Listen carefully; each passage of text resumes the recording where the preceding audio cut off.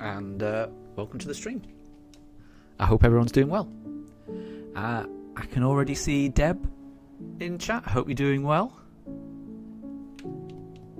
I'm not late. I'm exactly the time I mean to be. Hi there, Katri. I can see Katri is possibly getting a Happy Meal to enjoy with this. That sounds delicious. Hi there, Katri. How was the Happy Meal? It's been a while since I've had a McDonald's. I do enjoy McDonald's every now and again. And Moondrop, I'm not sure if Moondrop is still around, but Moondrop is doing a Shield Nuzlocke attempt. But they lost their starter. Well, good luck for the first gym. I hope it goes well.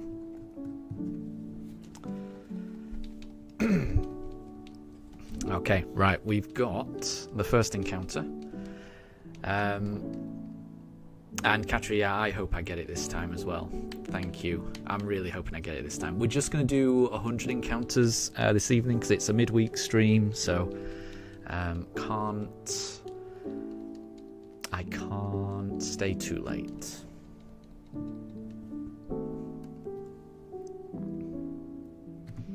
It wasn't the first encounter.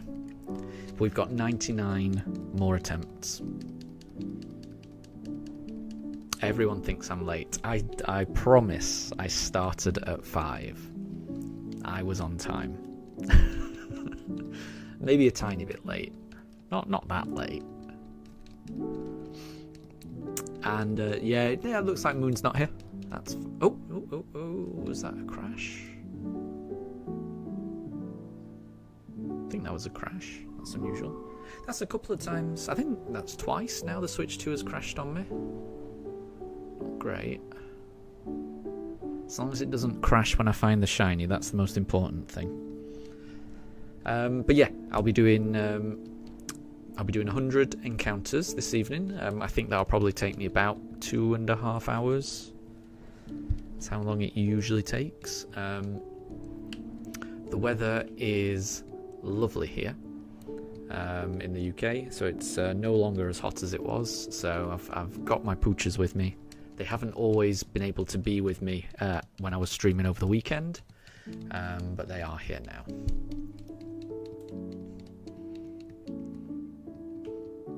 It seems I was 2 minutes late. I think there might be a little bit of a delay between the images that show on YouTube and what actually happens. Because I did start it at 5, but maybe it did take a couple of minutes for YouTube to register it. That might be it. Tempest, how did those bids go? Well, welcome to stream, Tempest. Good to have you. Was that in relation to the Pokemon Mystery Dungeon and the bids I made? Because they went very well. I put in a bid of £23 with about 5 seconds left of the eBay bidding for a German version of Pokemon Mystery Dungeon DX for the Switch. It was currently at £17 with a little bit of postage, and I got it for £17.50 something, and that is far cheaper than I was expecting. I put in 23 as my max bid, but I would have been very, very happy to pay 23. So I was surprised. I got it, but I did. So yeah, far cheaper than I was expecting. It is a German game, but you can. I'm pretty sure that I'll be able to play it in English. If not, then it'll just be a nice excuse to brush up on my A-level German that I haven't used for 25 years. But I'm pretty sure I'll be able to change the language to English.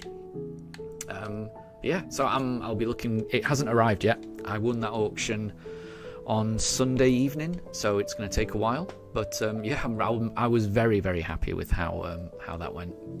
I do find eBay to be quite fun. I do enjoy a good eBay bid, especially when it turns out the way it did. So yeah, I'm looking forward to it. I think it's been dispatched, but it hasn't arrived just yet. So I'm expecting to get it at some point this week. And I think I've been thinking about whether to hold on to it and then maybe play it on stream. But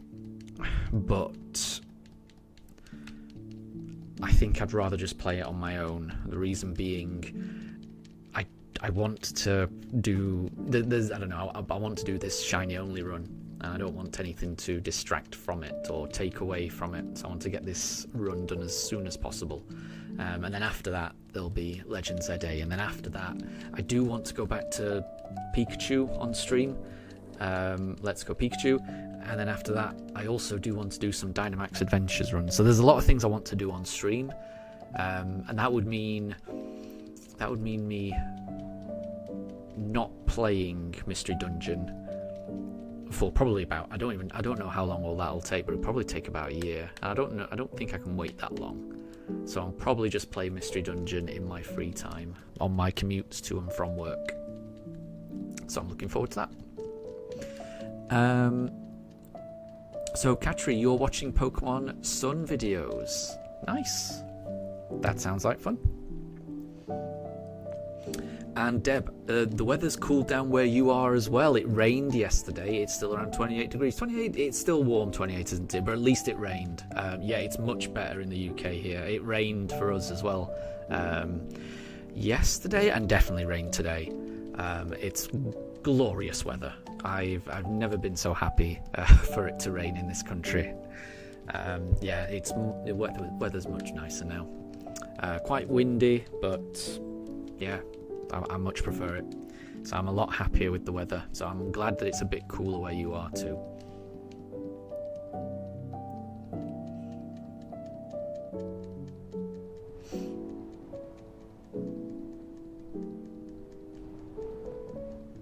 And Tempest, apparently it's related to whatever language the console is in. That would be really convenient.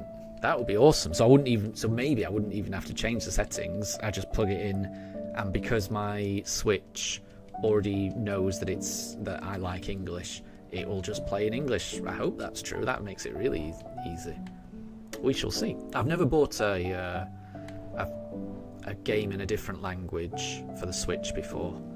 I don't think I've ever bought a game in another language on any console before. I bought games from different regions before, because that's how I can remember. Oop, that didn't work. I can remember buying American Pokemon games back in the day on the Game Boy, because the Game Boy was region free. So my copy of Crystal was definitely bought in America. But obviously that's the same language, it's just a different region. But yeah, I'll be interested to see what happens there.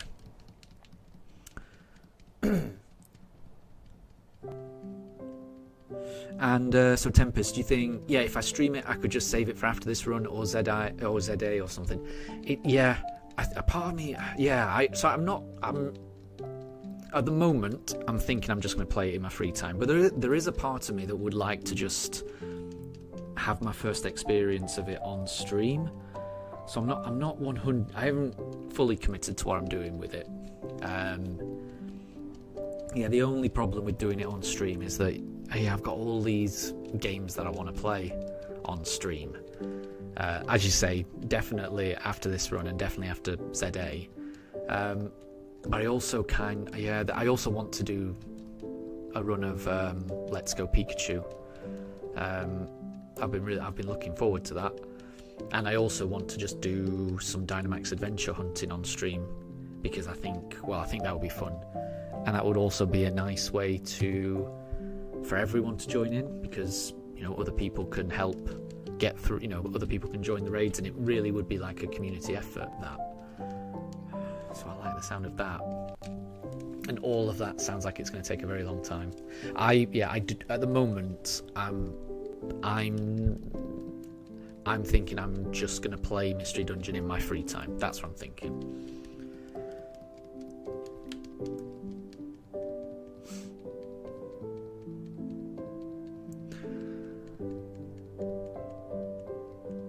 And Katri, you're hoping you get a 3DS and Pokemon. Yeah, fingers crossed, fingers crossed. If you get a 3DS, that just opens up so many Pokemon opportunities. And Pokemon opportunities that you can't play anywhere else, you know.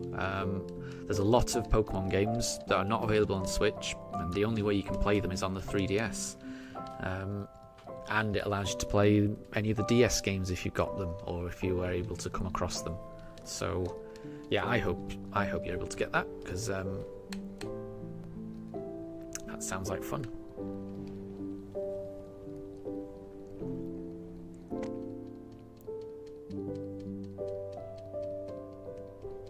And Tempest, yeah, exactly, yeah. I'll be happy to. I mean, I'll be happy to share how I'm going in my Mystery Dungeon experience. I could probably talk about what's happening, you know, how far I've got in my Pokemon Mystery Dungeon experience while I'm doing this stream. So that might actually help these streams. That could give me something to talk about in terms of, you know, what I was playing last night or something. So I think, yeah, the more I'm thinking about it, the more I think it's probably better for me to play Mystery Dungeon in my free time. But yeah, I'm definitely looking forward to it, because I've never even played the demo. Because I think I can't remember if it was you, but somebody mentioned that there is a demo of it on the Switch eShop, and that, you know, that would give me a good taste. But I never even got around to playing the demo, so I have no idea whatsoever. So I really will be going in blind, and I'm interested to see what the gameplay is like in those games. So yeah. And Deb, you really love the rainy season, yeah. You didn't expect thunderstorms or monsoon just yet. Well, hopefully the weather's not too bad. And that you know everyone's able to stay safe, but yeah, certainly if it's been really warm, a nice bit of rain, it can really help freshen things up. I've certainly enjoyed the rain, and my garden definitely appreciates the rain. My grass was looking very sorry for itself, so I was very happy that it rained today, definitely. Katri, you've got a Who's That Pokemon? And the hint is that it's from Generation 7. Yeah, we can do a Who's That Pokemon. Are we allowed to ask any questions or anything like that?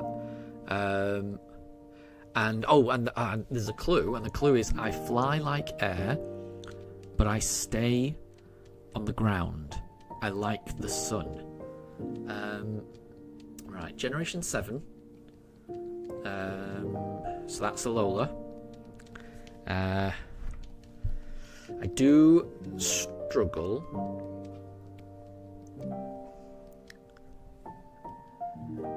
I do struggle with Generation 7 and 5 and 6. Let me have a think about what that one could be.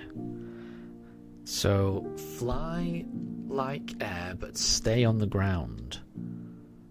What flies but stays on the ground? Interesting. What could fly but stay on the ground?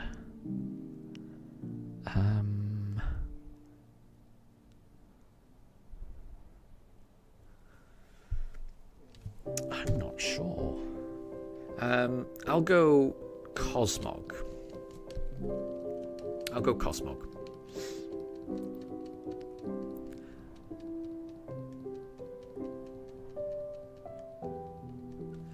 And yeah, that makes sense. That monsoon. Yeah, monsoon is a season, isn't it? around Southeast Asia. I just hope everyone stays safe because it sounds dangerous and dramatic. So hopefully everyone stays safe. It's from Pokemon Sun and not Moon. That does not help me one bit. Having never played those games, I wouldn't know what was an exclusive. But if it was from Sun and not Moon, I guess that rules out my guess of Cosmog. Yes, yeah, because Cosmog, that would be in both. Yeah, that makes sense. But yeah, I'm not gonna. I guess yeah, that's gonna probably rule out legendary type things unless it's the box legendary. Ooh.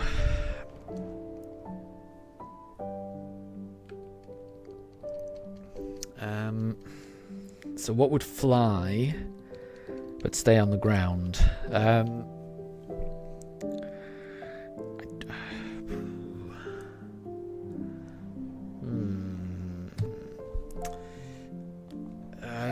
I will guess Comfy? How about that? I'll probably need more of another clue or something because I can't imagine me getting it. I've never played Sun and Moon, so I certainly don't know the regional, the game differences between them. I don't know much of the lore of the Pokemon either. I think I know the Pokemon, but I don't know too much about them. PG, welcome to stream. I hope you're doing well.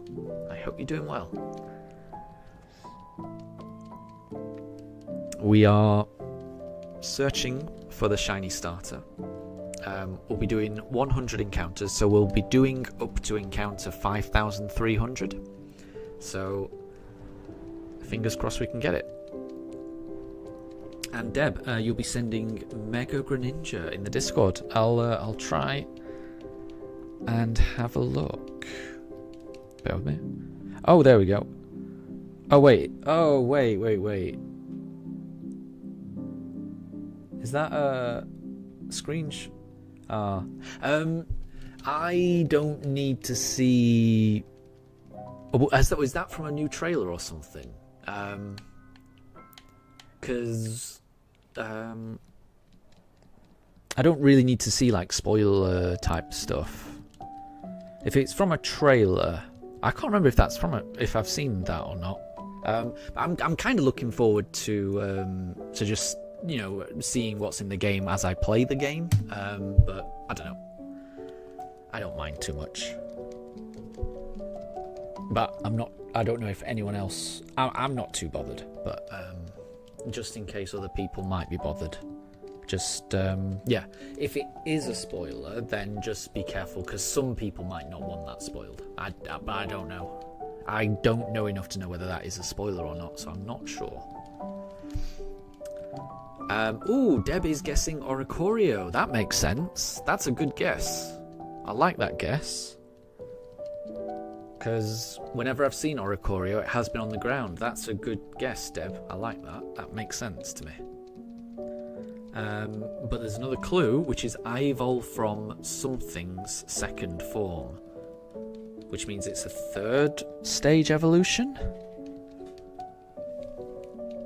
So a third stage evolution, that is a version exclusive. Interesting.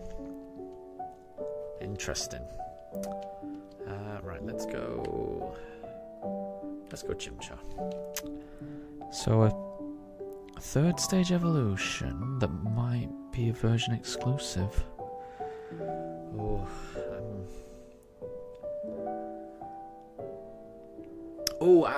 Good. Thank you for clarifying that, Deb. So it's not a spoiler at all. It's just concept art from a fan. Okay, so a fan's kind of knocked that up. Fair enough. It does look good. It looks so good. I thought that was official gameplay type thing. Look at that again.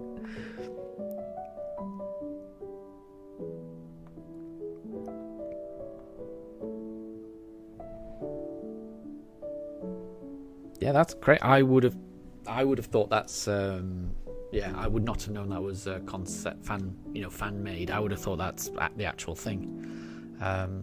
Fair enough then. Right, so it wasn't Chimchar. Right, so this Pokemon evolves from another Pokemon's second form. So yeah, it's got to be a third stage one. I don't know too many third stage evolutions. What about... I mean, two cannon? I don't know if that is a version exclusive. I would imagine it flies. I don't know if it stays on the ground. Deb's guessing Lycanroc. Interesting. It's worth a shout. I mean, I haven't got a clue, so it's worth a shout. There's no bad guesses.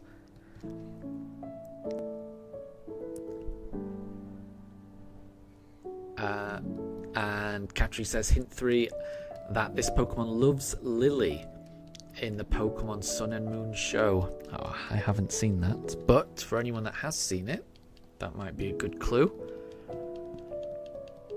Yeah, this one is it's definitely a tricky one for me. In terms of the anime, I've only watched up to the first 20 episodes or so of season 3. So when Ash is working his way through Johto.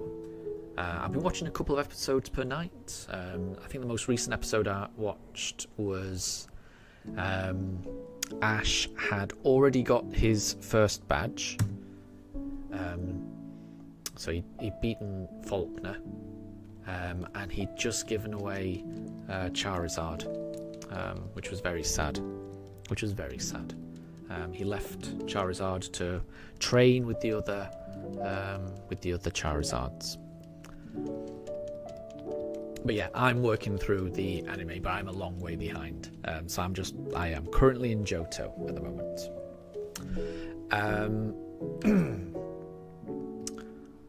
So Deb saying Alolan Vulpix or Nebby. I don't know what Nebby is. And Katri says it's a last evolution. Yeah. How about what Cosmog evolves into? So you've said it's what Deb's put there, Solgaleo. So Katri, you've said it's a Sun exclusive. And Deb has got it. Yeah, well done. Well done, Deb. Well done. And that was a good clue there, Katri. Those were good clues. So well done.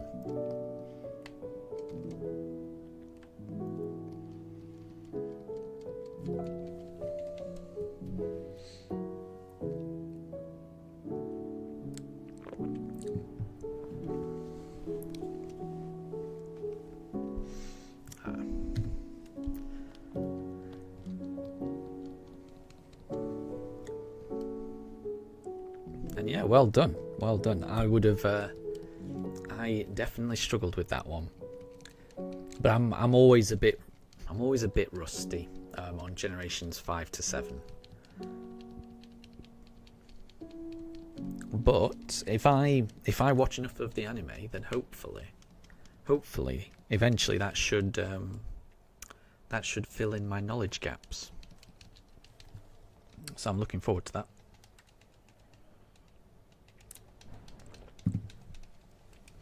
And I'm also really looking forward to those games eventually getting re-released. I'm very much looking forward to that.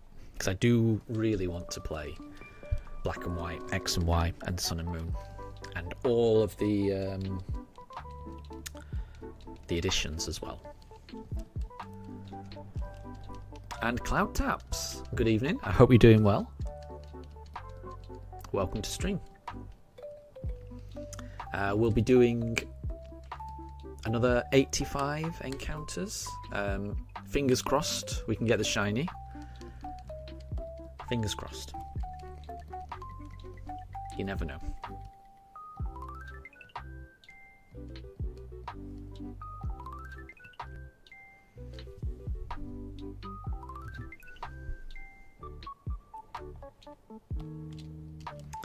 And Deb, Nebby is the pre-evolution of Solgaleo, and Lily liked Nebby more. Solgaleo was only seen in special episode in Ultra Hall and then disappeared until the last episode. There you go. I've never seen any of those episodes of the anime. Like I say, it is something that I will catch up on, but it's going to take me a very long time to get there. It's going to take me there's so many episodes. So many episodes to catch up on. But I will get there. Like I say, at the moment I'm in Johto. And I'm enjoying the Johto journey at the moment.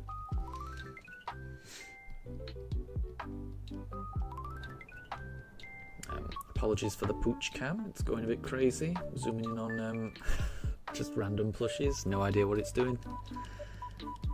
Has a mind of its own. So Catri's got another Who's That Pokemon. This time the clue is I eat ground, but I like lava.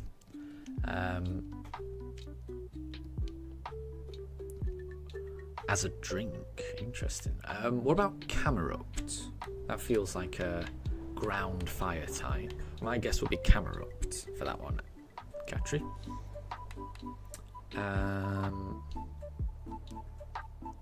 What did I go for last time? I think I went Chimchar last time, so we will go for a Piplup this time.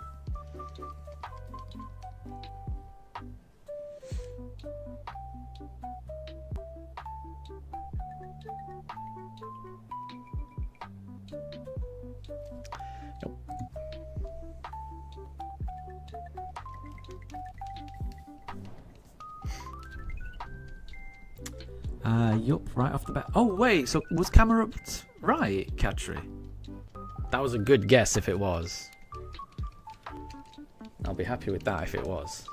I wasn't expecting to get it first try. I don't think I've ever got one of these things first try. Or very, very rarely. I very rarely get these Who's That Pokemons on the first try. It's lucky that I get them at all.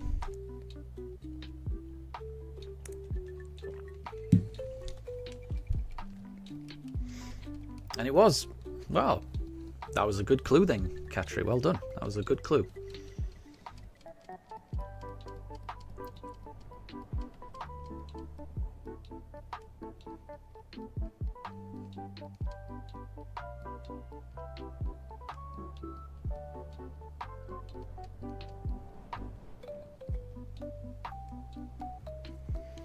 Right, I definitely did Piplup last time, so let's hope and pray for a Turtwig this time.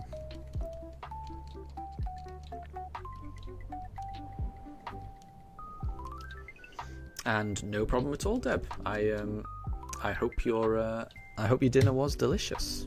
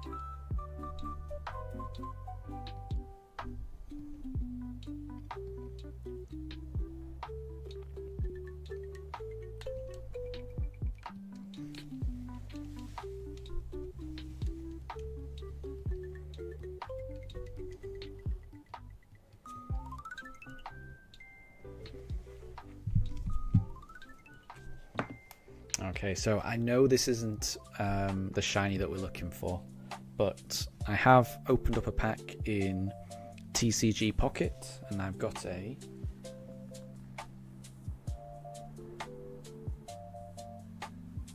I got a shiny Voltorb card, which is very cool. I love Voltorb's shiny. Okay, that is not a shiny Chimchar, so we'll try for the next one. So Deb has got a Who's That Pokemon, and we can ask either the generation or the type. Katri, so you can't pick the exact generation, but you can pick to either know what generation this Pokemon that Deb has picked is from, or you can choose to know what the type or type combination of the Pokemon that Deb has chosen. So you can't pick generation 7, but you can ask to know the generation. And I think the generation would be fun to know. So Deb, can you tell us which generation this is from?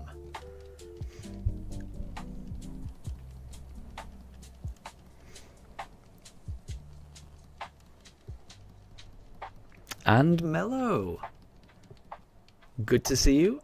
I hope you're doing well. How are your shiny hunts going? I'm hoping you found the Mewtwo.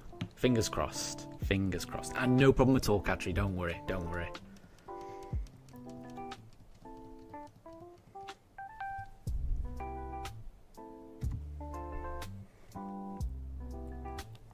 So, Deb has got a Who's That Pokemon, and it's from Generation 4. So, it's from Sinnoh.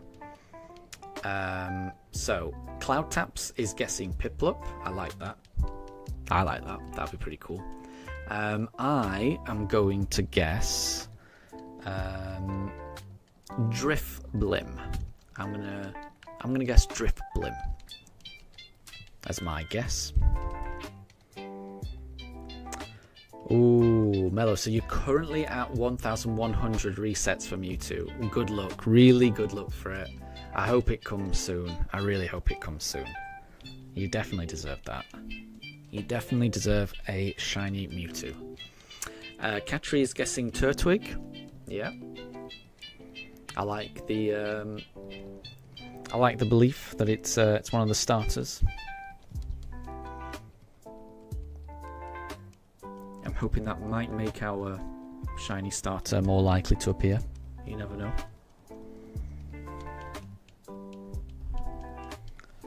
So it's not Piplup, and it's not Turtwig, and it's not even Chimchar because it's not a starter, and it's not Drifblim either. Okay, right. So yeah, let's go for Turtwig on this one. In that case, so what I'll do is I'll do a guess and then a question, a guess and then a question.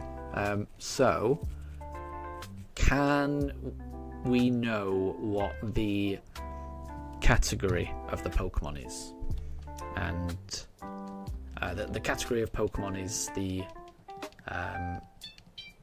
couple of words that that come after the Pokemon's name. So Nidoran is known as the Poison Pin Pokemon. Mankey is known as the Pig Monkey Pokemon. So every Pokemon has a kind of designated category. And no problem at all, Katri. Thank you very much for stopping by, and enjoy Pokemon Sun videos. I'm sure that will be fun to watch. Cloud Taps is guessing Skuntank.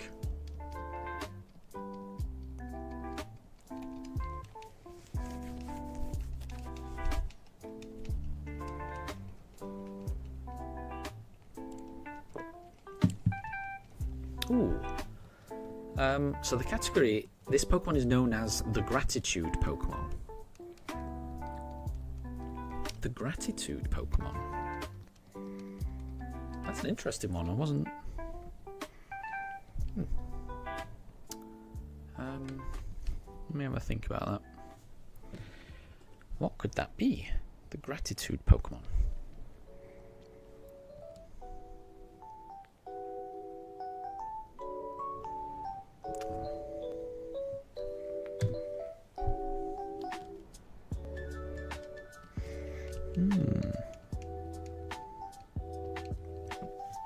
Could it be Happiny? And James, welcome to stream. I hope you're doing well. You're about to post a piece of art made for you of one of your OCs in the art section of Discord. Yes, please. I'd love to see that.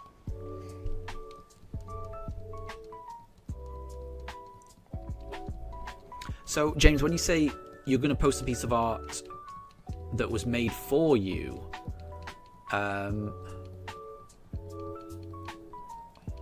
of one of your OCs. What does OC mean? But yeah, please post that in the Discord. I'd love to know that, and a bit of background on where it comes from. I always like checking out stuff in the art section. And also, James, you're guessing shaman. That makes sense. That's a good shout. I don't know too much about shaman lore, but that sounds about right to me. So I'm wrong, but James, you got it right. Well done. You got it first time. Shaman was the answer. So well done.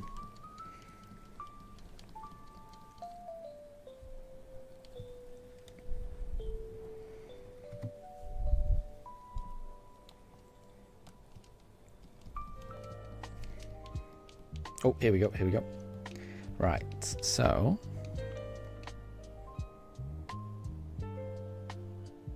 Oh, does OC stand for original character? So, the art is made for you of your Paper Mario original character. I'm assuming that's what OC means. Little Blue. And it's like it's a little blue boo. Nondescript paper plumber. I like that you're avoiding copyright there. That's very cool. That's very cool. I like that.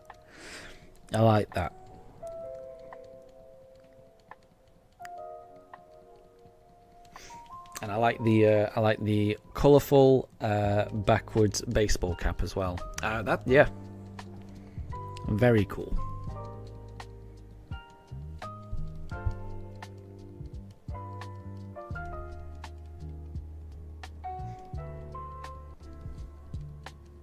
So yeah, just let me know if that's what OC stands for. I think now that I've seen it with context, I'm assuming it means original character, but let me know if I'm wrong about that. But yeah, that looks really cool. I like that.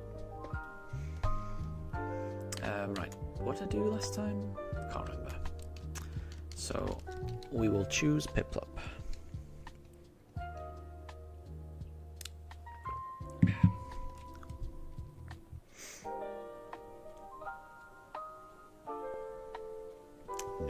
That's not shiny. Okay, so we'll go to the next one. So Deb has a Who's That Pokemon? And this is a Pokédex entry. So this Pokemon's Pokédex entry reads, depictions of Pokemon similar to this Pokemon have been found on the walls of caves where primitive humans lived. Oh, that's got to be unknown, surely. That's got to be unknown.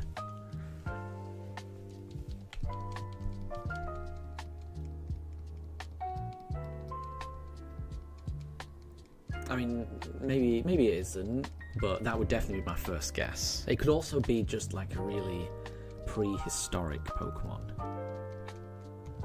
But I'm definitely going to go unknown as my first guess.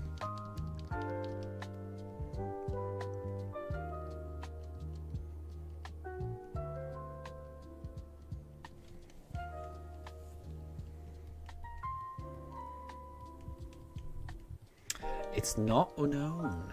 Interesting. Okay. I'm gonna guess again because I feel like I should get this. I'm gonna guess again before asking a question because I feel like I should get this. I just did Piplup, so let's do Turtwig. Yeah, because it's like when I think of cave paintings, when I think of cave paintings in the real world, I think of cavemen interacting with something like a woolly mammoth. So I'm going to go for Mammoth Swine. as my second guess.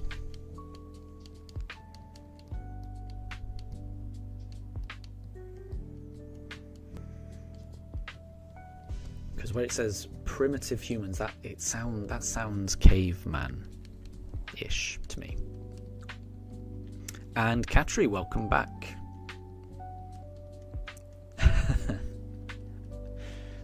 And you've used teleport. That's a useful move to know.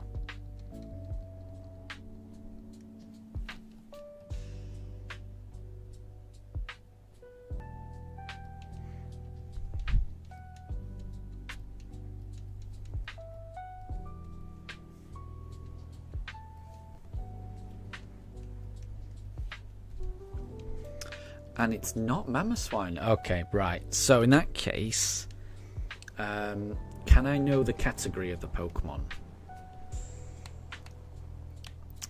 I was pretty confident with my guesses, but both of them are wrong. So now I'm not so sure.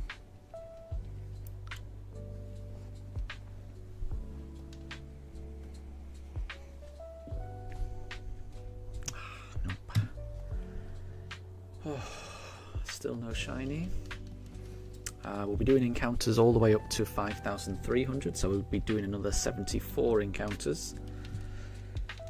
I've got my fingers crossed that we find it, but you never know.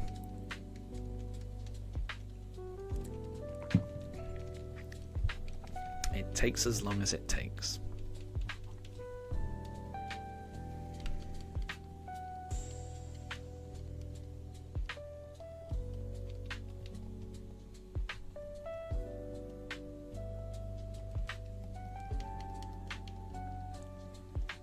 The category is the clay doll Pokemon. Well, okay, that definitely helps. I'm going to go for clay doll. I am very surprised by that, though. Very surprised by that, because I would never have thought from that Pokédex description that would be the answer. It never occurred to me as being like a prehistoric Pokemon, clay doll. Yeah, I'm surprised about that. Very surprised. And I'm surprised that it's the type of Pokemon that primitive humans would have drawn on walls.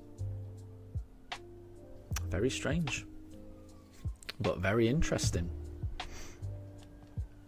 Because that is an interesting Pokédex entry. Not one I would have expected.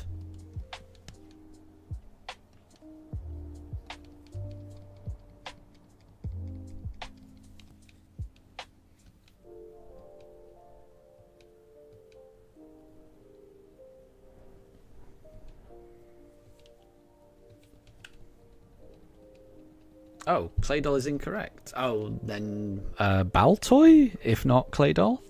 It's got to be one of them. It's got to be one of them. There's no other Claydol Pokemon, as far as I know.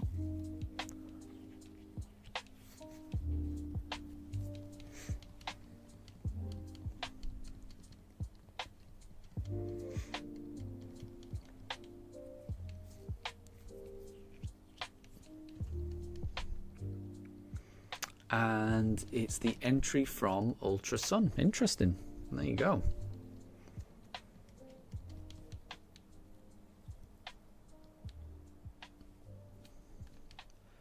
Right. We'll go Piplup this time. Oh, Daruk's angry about something. Made me jump then. He's looking at something. I don't know what he's looking at.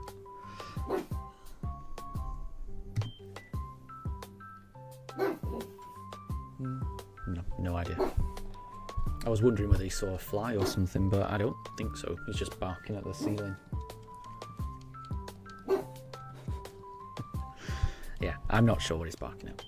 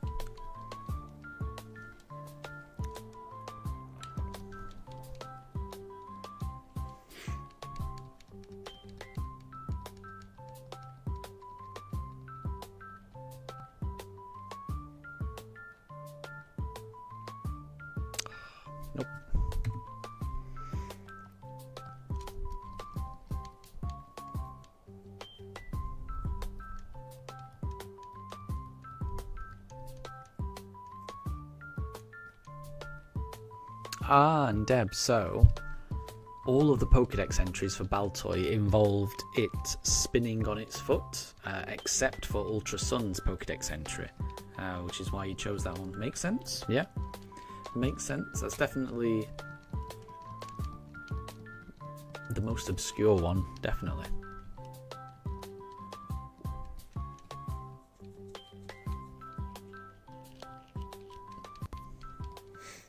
Yeah, and like I say, just based on the Pokédex entry alone, there's no way I would have got that.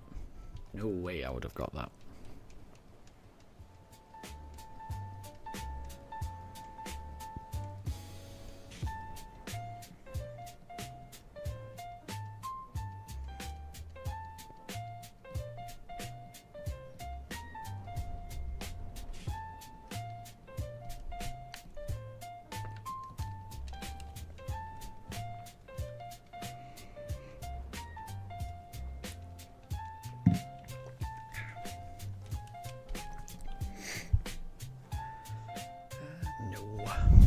Okay, right, we got 70 more encounters. Who knows?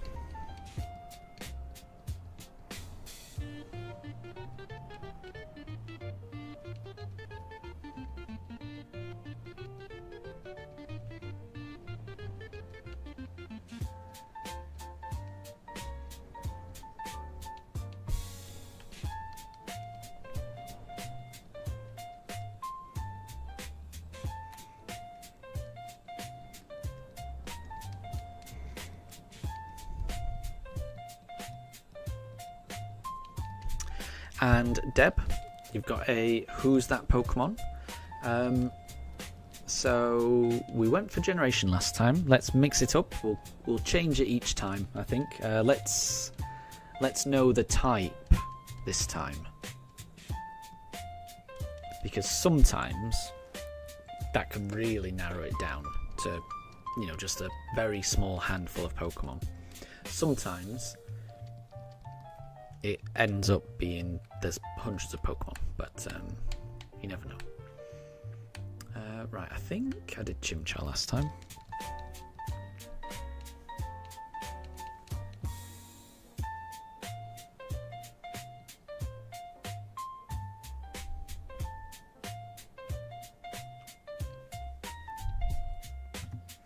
Nope.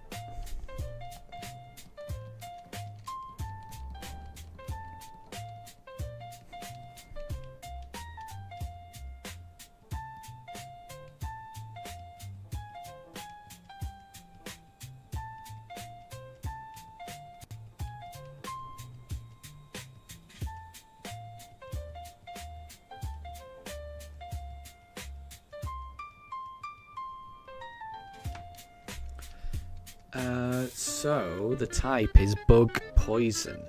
Okay. In that case, that's happened a few times, and I always go Venonat, and I'm going to stick with that. So I'm going to guess Venonat.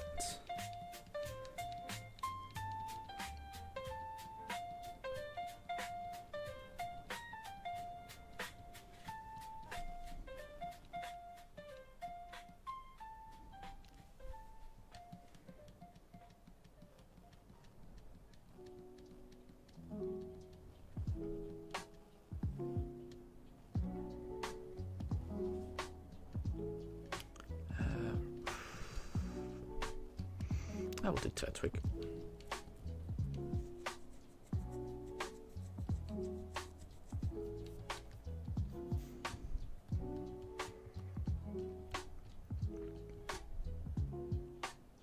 Ooh.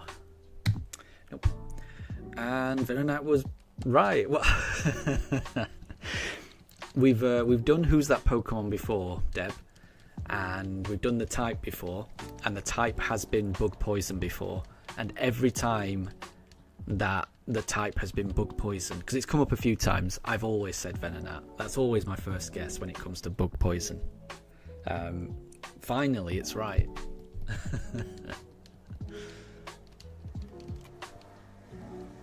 And welcome back, Katri. I do like Venonat.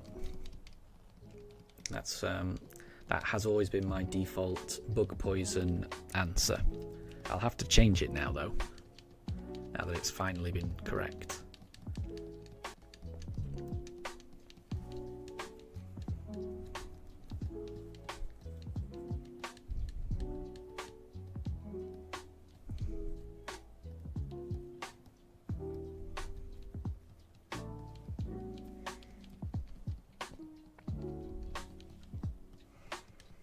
We did Turtwig last time. Could it be Chimchar? Could it be Chimchar? We never know.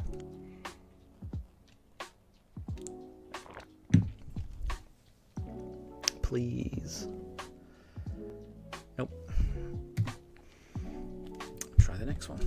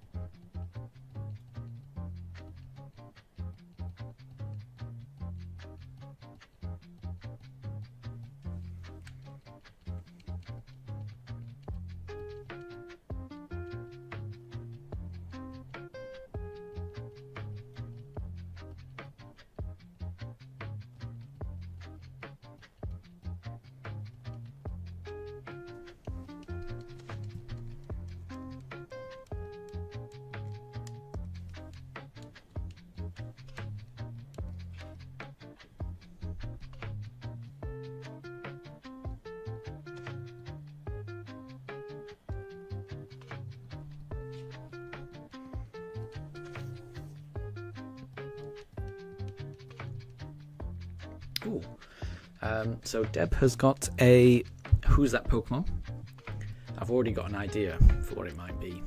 But the clue is, even while eating or sleeping, one of the heads remains always vigilant for any sign of danger. When threatened, it flees at over 60 miles per hour. So I think I know what this is.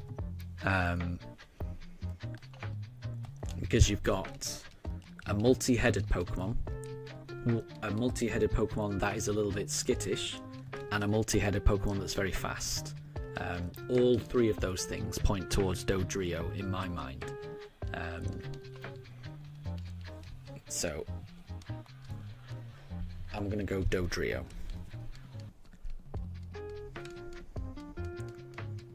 Katri, you just had mustard on bread only. And your tummy is making gurgling sounds. Not sure. I'm not a doctor, so I don't know what to make of that. I don't think I could have a mustard sandwich. I like mustard on, like a cheese and ham sandwich. So I mean, I love having, cheese, ham, a little bit of lettuce, a little bit of sliced tomato, put some mayo on the tomato, and then adding a little bit of mustard, but I use it to add to other flavours. I couldn't have mustard as the predominant flavour. I do struggle when mustard is the predominant flavour. I sometimes struggle with really powerful mustard fish dishes, which I do like. I want to make it clear I do like that, but mustard can be one of those flavours that I find overpowering, in the similar way that I find coriander a little bit overpowering. But I definitely do like mustard as a flavour. So Dodrio is close but not correct. Wait, Dodrio is correct but is not correct but close. Then it must be Doduo. And Saily, welcome back. How is the shiny hunt going? It is going as well as it's ever been going. We haven't found it yet, so we are still searching. I will be doing another how many is that? 65 encounters. So I will be doing encounters up to encounter 5,300 on today's stream. So fingers crossed we get it. And Katra, you can't have tomato because your aunt is allergic to them. That's fair enough, yeah. Definitely, if a family member is allergic to something, then yeah, keep that ingredient out of the house. That's, yeah, absolutely. I think that's for the best. Yeah, we've got a couple of dogs. So ever since we got the dogs, we've kind of refrained from getting like grapes, just because, you know, if one of the dogs got one of the grapes, that's not good for them at all. So there's certain foods we just avoid getting, just in case the dogs did get near it. You just don't want that. Why take the risk? And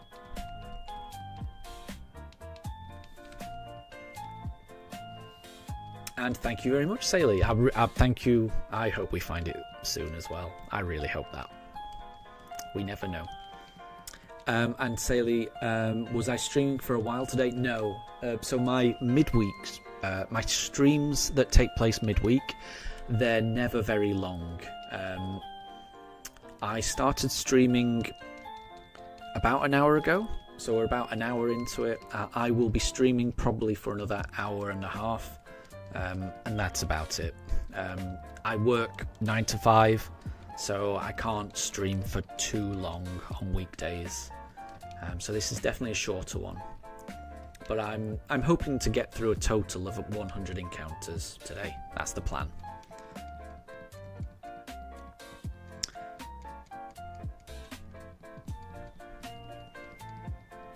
So Deb, how do you eat mustard with bread? You prefer mustard with some sliced guava, chili powder, black salt, pickle, and chaat masala. Yeah, that sounds nice. Can't argue with that. That does sound nice. Oh, and Katri, yeah. I mean, if you need to leave, then you go do what you got to do. That's fair enough. And yeah. Oh, and Sailor, you usually work from 6 a.m. till 12:30 a.m. Wow. That's an early shift.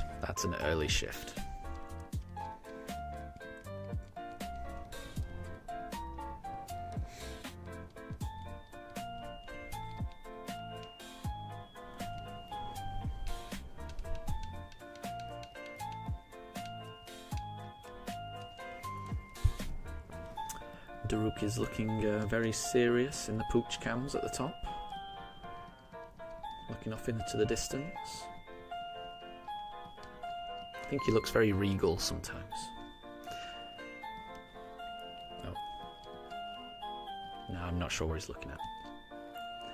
I can't remember what I went for last time. We'll do Piplup.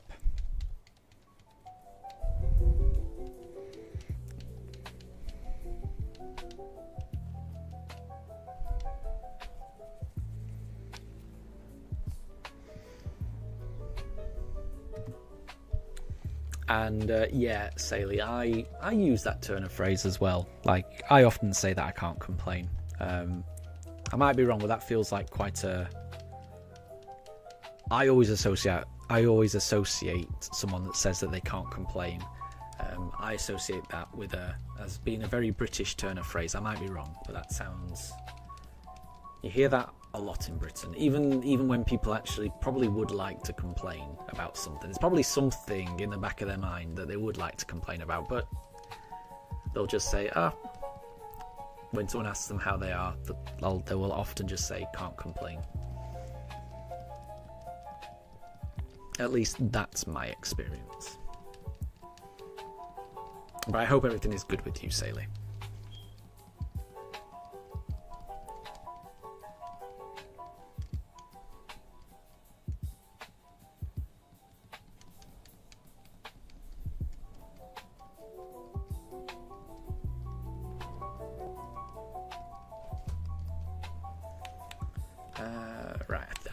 think I did Turtwig, so let's do Chimchar.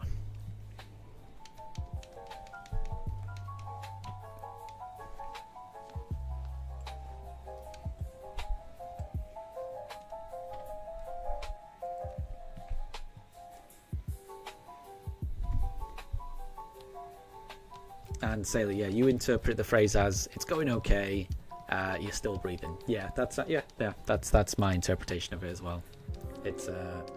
It's a very common phrase in the UK, definitely.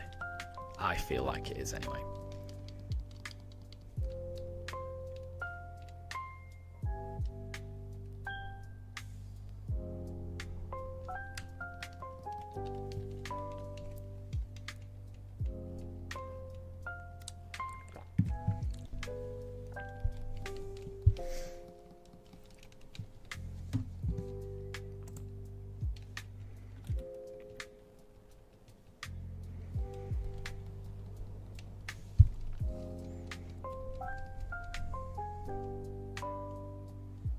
And I'm glad to hear that you're feeling fine, Katri. Glad to hear that.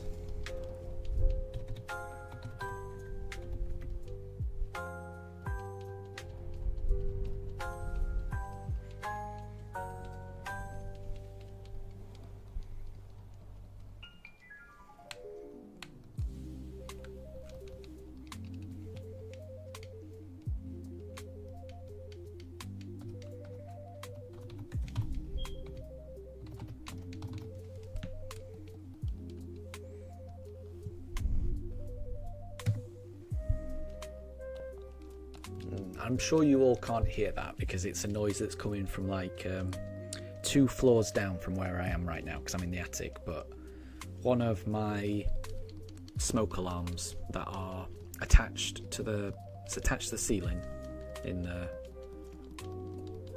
ground floor of my house. It's making a periodic beeping noise, which means it needs its batteries changed.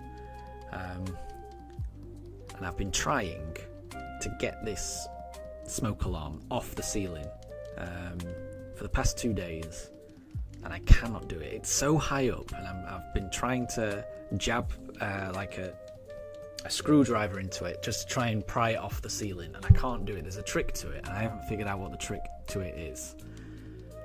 And the noise of the smoke alarm letting me know that it needs its battery changed is it's getting more frequent and more pressing. So I need to figure out how to get this smoke alarm off the ceiling, which I will figure out eventually. Or I'll just get a hammer and smash it off the ceiling. We'll have to find out. I'm hoping I can do it properly.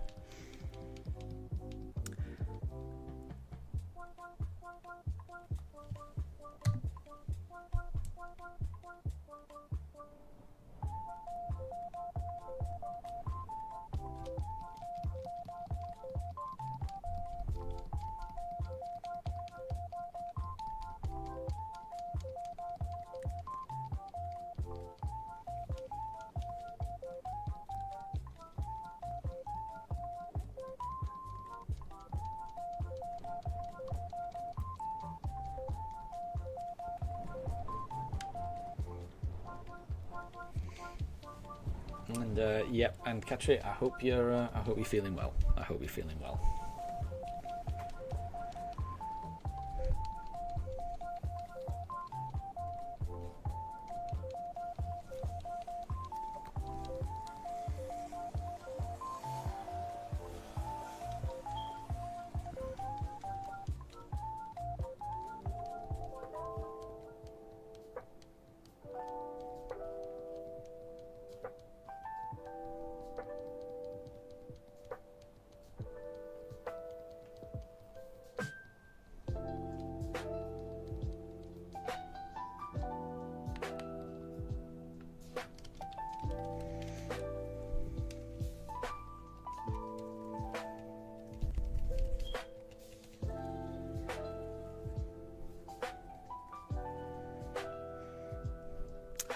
Nope. So we've got 58 more attempts this evening. There's still time.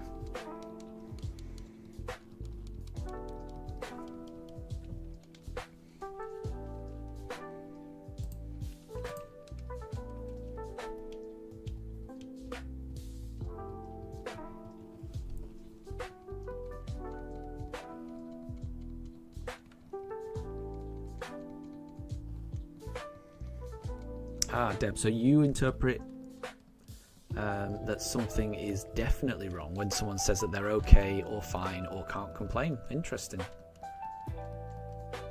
I mean, you never know what's going on beneath the surface, so it absolutely could be that something is wrong when somebody says something like that. But I would say in the majority of instances when people say that either they're okay, they're fine, or can't complain, generally they're usually okay, because those are things that I would say, and I'm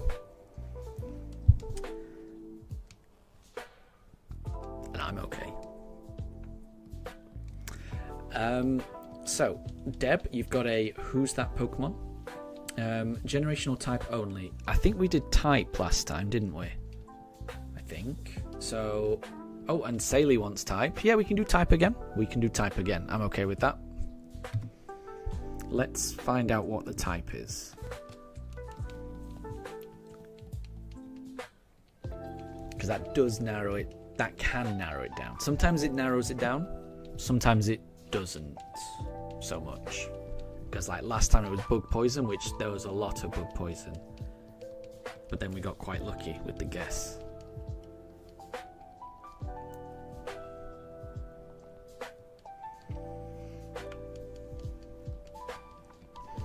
Oh, Katri wants the generation. I'm okay with either. Honestly, I'm okay with either. Let's go with type. You know, that was the first one, and we can go for generation next time.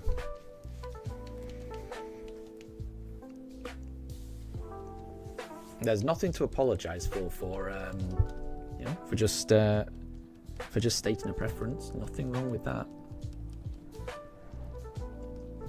The games are always just a bit of fun. Never anything to be taken seriously.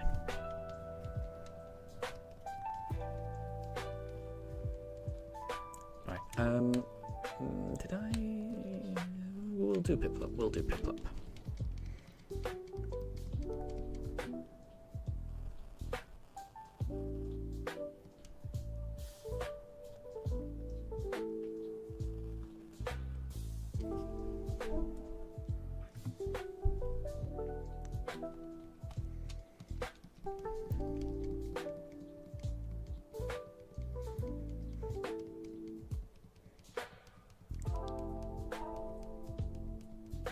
And I'm sure everything's fine, Katri. Don't worry.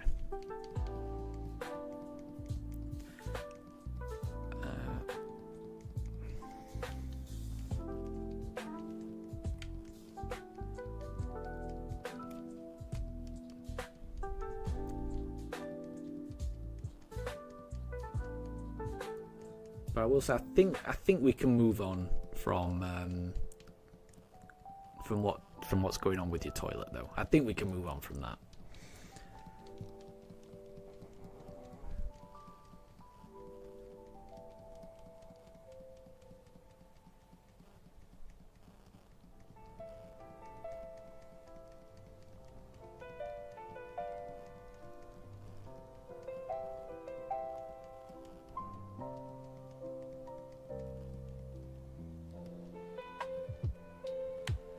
Let's go. I think I did Piplup last time. Deb, so typically here mostly the okay things are wrong. People hide the thoughts mostly. I have a great experience in this field. I need to deal with it many times a day.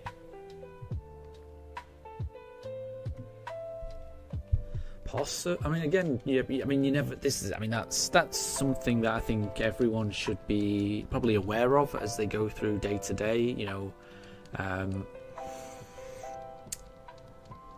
Sometimes people might say they're okay, but are they? You never really know. So it is always worth, checking in on people, seeing how they are, paying attention to subtle body language cues and things like that. But equally, sometimes when people say they're okay, they are okay. I only say that just because when I say I'm okay, I am okay. So there's definitely people that will use language like that and will absolutely be fine. It's just a turn of phrase. I don't know. In the UK, people will often ask how you are, but it's often not really. I don't know how to describe it.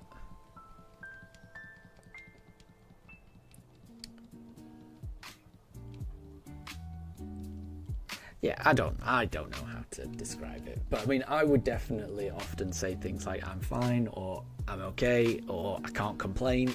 And I would mean that very literally, and that everything is fine. I would feel very uncomfortable. Well, not very uncomfortable. I would just feel a little uncomfortable telling someone if I met someone in real life and then they asked me how I was doing, I would be a little anxious about saying how amazing I felt, or being overly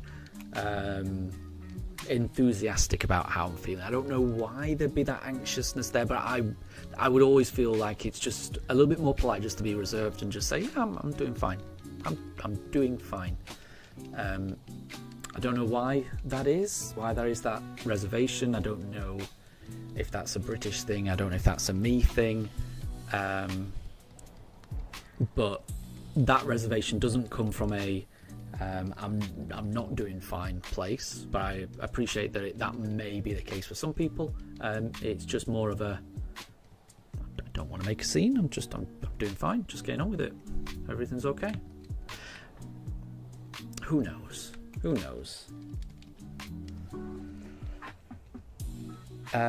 So Deb is doing a Who's That Pokemon, and the type for this one is a normal flying type. So there's quite a few of those. I'm gonna go Far-Fetched, because I think Far-Fetched is normal flying. Obviously it's definitely flying. I think it is normal as well. But yeah, I'm gonna go Far-Fetched as my first guess.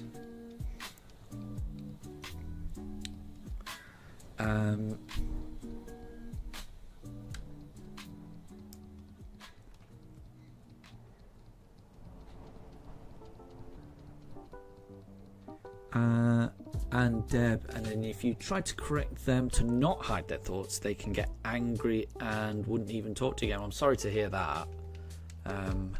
But then again, not everyone is just hiding their thoughts. Sometimes people just say that they are fine because they are fine. It's difficult to know. Sometimes people are exactly how they say they are. But definitely sometimes, people might not always say how they feel. But then sometimes people might not say how they feel for a good reason and might not want to open up. Because, not everyone will want to open up at every particular opportunity. There might be some circumstances they may want to open up. There may be some circumstances where they're not comfortable opening up. It's a minefield, isn't it? You can never really know. It's but I think it's good that you're trying to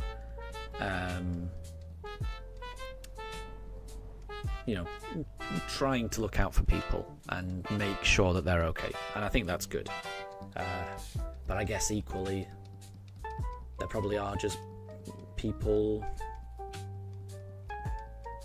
I don't know, not everyone is comfortable opening up, I guess. So I don't know.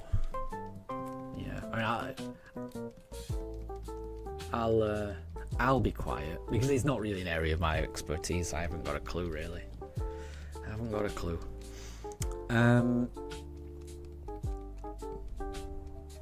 So Saley, when you use can't complain, you're doing good. if something was wrong, then you would say not really, but you're still alive. Yeah, I mean, I'm probably similar to that.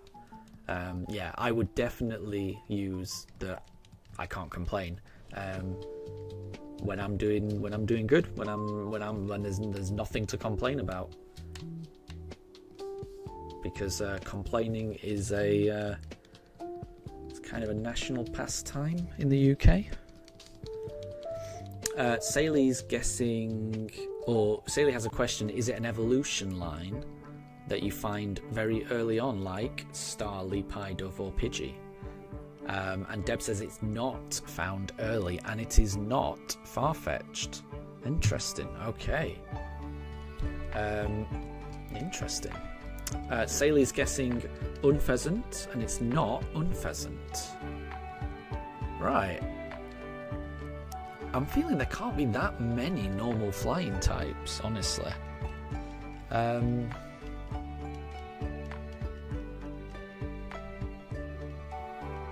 At least whenever I think of a normal flying, I do think of like an early, like a regional bird or something. Normal flying.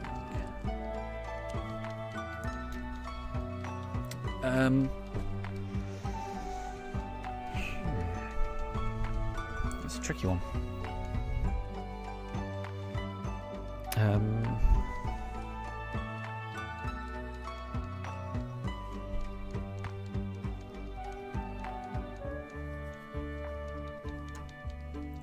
Because ruling out those...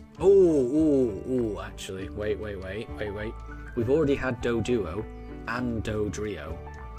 And they are normal flying types. And they are not early route. You get them on cycling path quite late on in the game. So I'm going to go Dodrio as my guess. Okay, we are halfway through the stream now. We've reached 50 encounters. No shiny yet. Saley saying it wouldn't be Tornadus, because Tornadus is pure flying. That makes sense, yeah. I'm trying to think, if it's not Dodrio, what else could it be?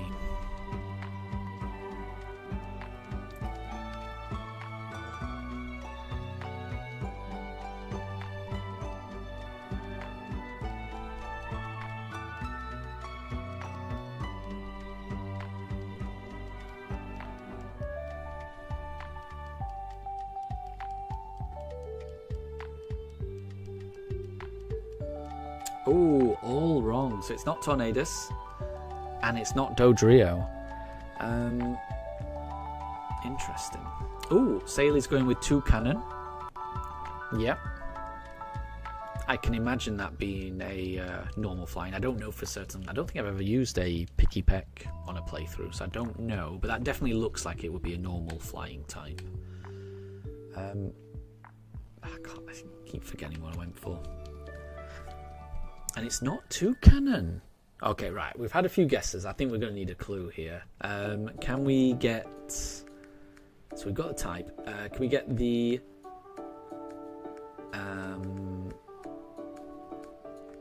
Can we get an ability that this Pokemon knows? How about that for a clue? Let's mix things up a bit.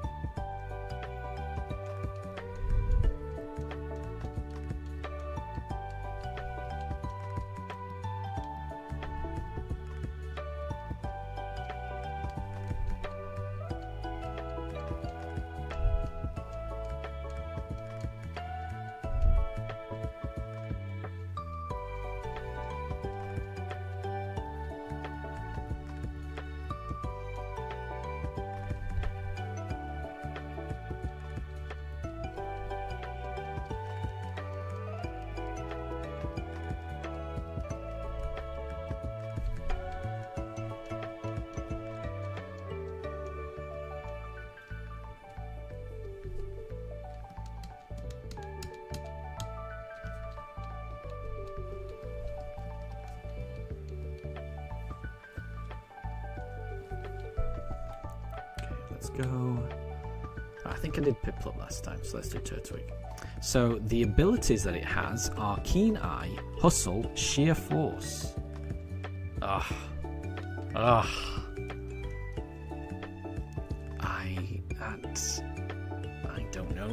don't know. Calstrom, welcome to the stream. Hope you're doing well. Thank you very much for the good luck. I do appreciate it, and I do need it. Very much so. So I do appreciate it. Oh, that was encounter 5252. It wasn't successful. Right, so we're trying to figure out who's that Pokemon. It is a normal flying type. It's not found early on. And it can have the abilities Keen Eye, Hustle, or Sheer Force. Interesting. None of those ring a bell. None of those ring. I was hoping that could narrow it down.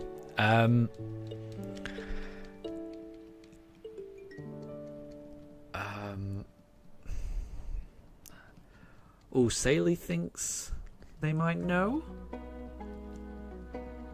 I like the sound of this. Because I'm struggling. I was hoping the abilities would jog my memory, but none of those really jog my memory. What to do? I don't know. We'll do Chimchar.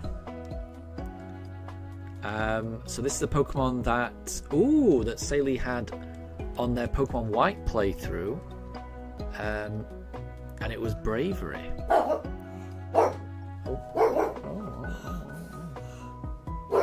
I don't know why Daruk's barking. Apologies if you can hear him barking. Okay, so it wasn't Chimchar. So an extra hint from Deb. It's always a male Pokemon and can never be female. Huh. I really can't think of that.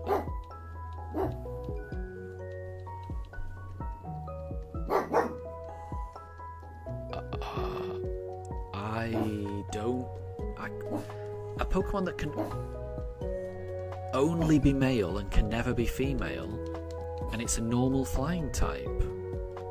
That's not ringing any bells with me whatsoever.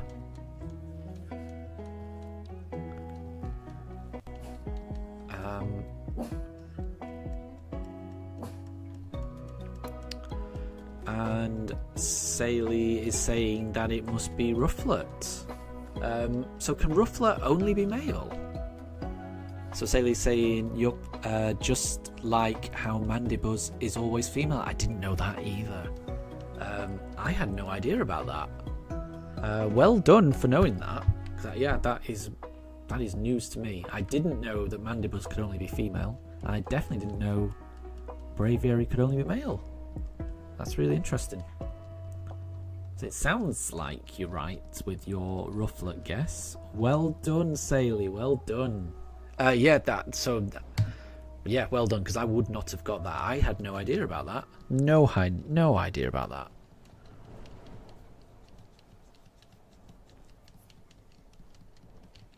Yeah, well done. Well done.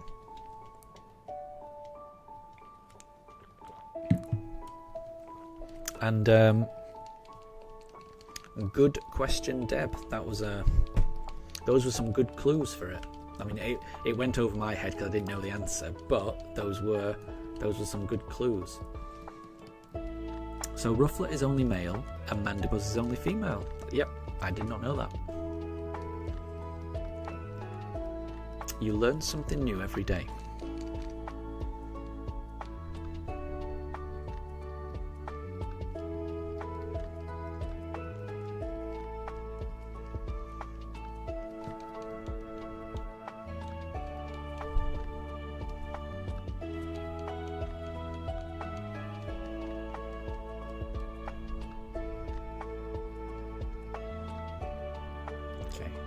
Right, I'm pretty sure I did Chimchar last time.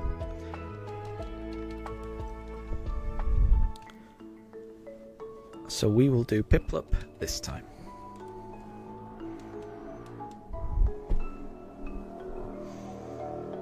Oh, that's not shiny.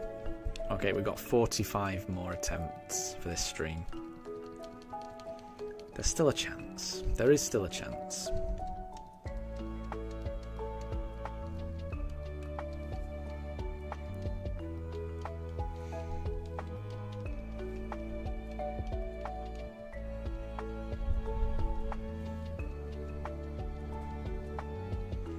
Oh, and Deb, you were watching the stream 5 minutes behind live. Wow. I'm surprised it's not felt like that, because you've been communicating in chat. It's not felt like that. That's surprising. And Saley, the same goes for Petilil and Lilligant. Those are always female. Yeah, I don't think I knew that either. Sailor, yeah, so you watch live, but it still feels like there's a delay. I'm pretty sure there is a delay, yes. I don't know how long that delay is, but it definitely feels like that. Because yeah, whenever I say something, it does take a few seconds before people react to that in chat. So there must be some delay. I don't think it's 5 minutes. It definitely shouldn't be 5 minutes.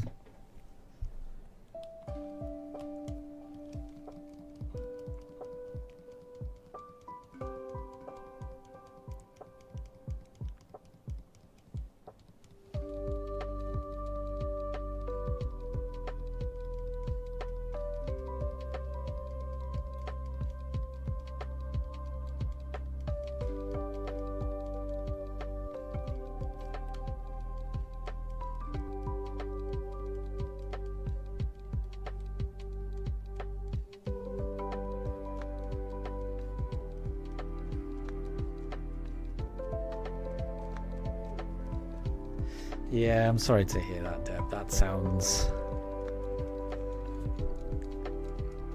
like a difficult thing to go through, definitely. So I'm sorry to hear that.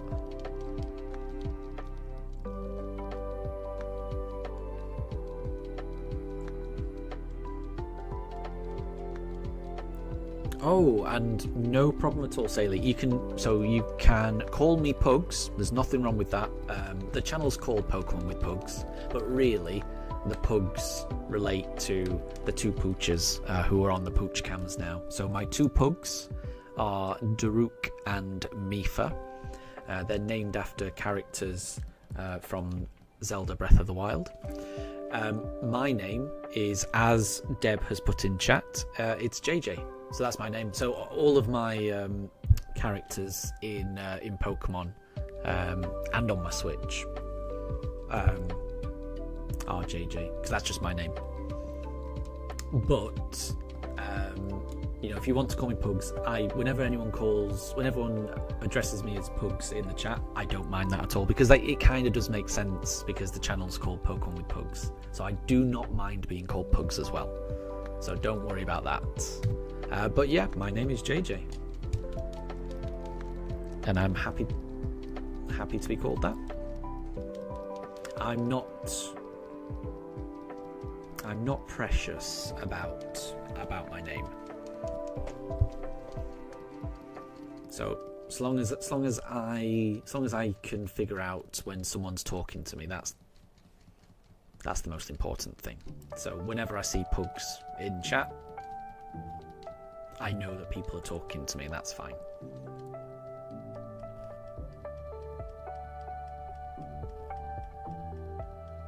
Oh, wow, Saley. So you've got a cat called Ganondorf. That's awesome. That's really awesome. And you named your cat Ganondorf because she tends to make a lot of mess. Yeah, I like that as well. I like that an awful lot. Ganondorf sounds adorable. Do you ever abbreviate the name to Ganon? Or is it...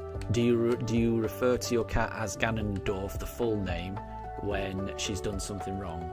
But when she's just being all cute and adorable, then does she get a shortened name? Or is it always Ganondorf?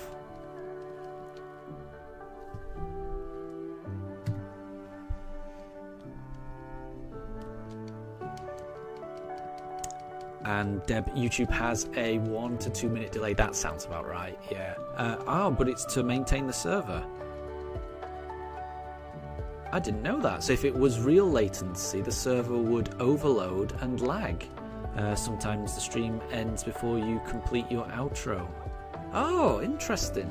Nice. But yeah, I did not realise that. And Sailor, you abbreviate it down to Dorf. Yeah, that's nice. I like that. Cute little Dorf. Yeah, I like that. I like that. It's a very good name. That's a very good name.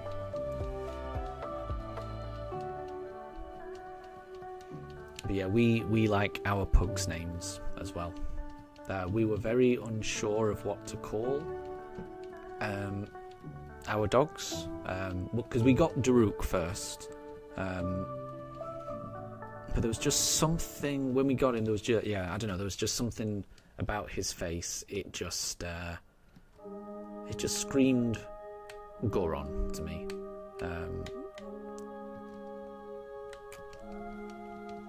So I think Daruk suits him very well. And then once we'd named Daruk, then we kind of, when we got Mifa 3 years later, we kind of, in order for it to make sense, we kind of had to call her either Urbosa or Mifa. And I happen to really like Mifa. And I did get inspired by Breath of the Wild, yeah. I think it might be my favourite game of all time, and it's a game that me and my wife played an awful lot together.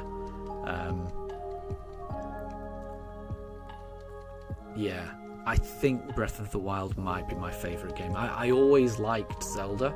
You know, I grew up on Zelda.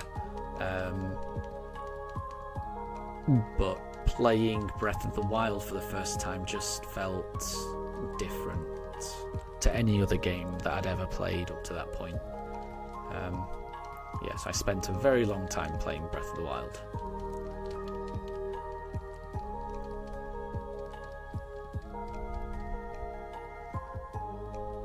Oh, and Saley, you haven't played Breath of the Wild, but you do have a physical copy of Tears of the Kingdom. You're not creative with building stuff, sadly. No, neither am I, but I do find it fun, nonetheless. Yeah, I've seen online some of the vehicles that people have built. I could never build anything as complex as that. But even just building something out of necessity to just, get yourself across, a lake, or getting from one sky island to another, I found it very fun. I found it very fun indeed. So yeah, I enjoyed that game as well. And yeah, I would say you don't have, it doesn't force you to be creative. You can be as creative as you want to be. The game is very open in it lets you solve the puzzles in the way that you want to solve the puzzles. There's very rarely only one way to solve any of the puzzles in both Breath of the Wild and Tears of the Kingdom. Even more so in Tears of the Kingdom, I would say. Oh, interesting. So, Sailor, you really do love the house making. It's difficult to make a proper house. I haven't done that for a while. I'd forgot that was even a function, because you go to Tarrytown, don't you? And then on the cliff above Tarrytown, you can build your house. I do remember wishing that you could build your house in Tarrytown. I remember thinking, I feel a little bit isolated on this cliff. You've got that really nice close-knit community. And you're kind of looking down on them above like you're some rich aristocrat. I don't know, I didn't like it. I wanted to build a house in Tarrytown. That's the only thing I wished. But it was really, now you've said it was really fun to build it in that modular way, and to decorate it and put little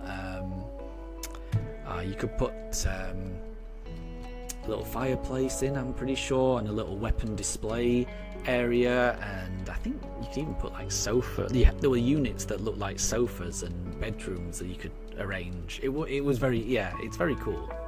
It is very cool. I just I just wish the house was in Tarrytown. I want to live with the people.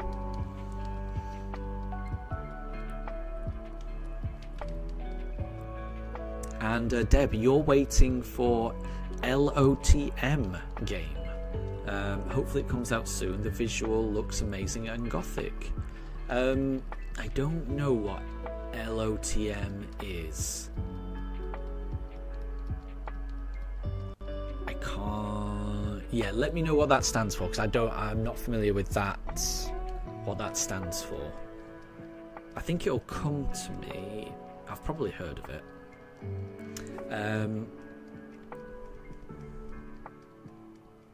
And Deb, you're a builder in Minecraft too, so that's something you enjoy as well. It's fun, isn't it? I do think it's fun.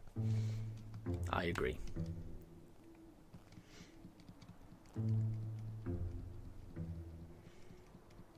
And Saley, you expected that you'd be able to build a house in the village of your choice, and yeah, you were kind of sad as well that it was just in one spot. Yeah, especially coming. Well, I think you mentioned you didn't play Breath of the Wild, but in Breath of the Wild, you have your own house. You can't build it. It's just, well, you do kind of build it. You can't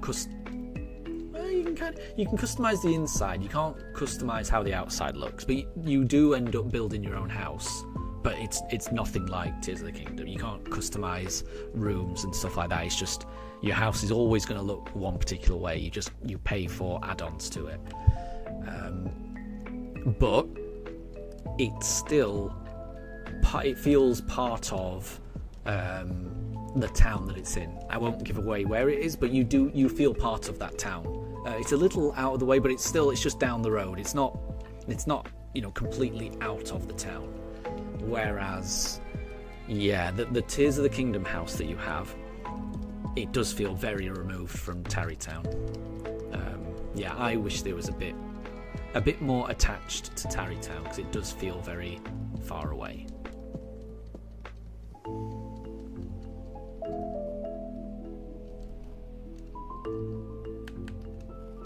Okay, let's go for a Piplup. Right, we're going to do another 38 encounters. Fingers crossed. Deb, so it's Lord of the Mysteries. It's based on an anime. The setting is a gothic medieval London city, like the old vintage vampire type in London. Interesting. Okay, that does sound interesting. But it's not a game I've heard too much about. I might have a look and see if it's something that's coming out on Switch.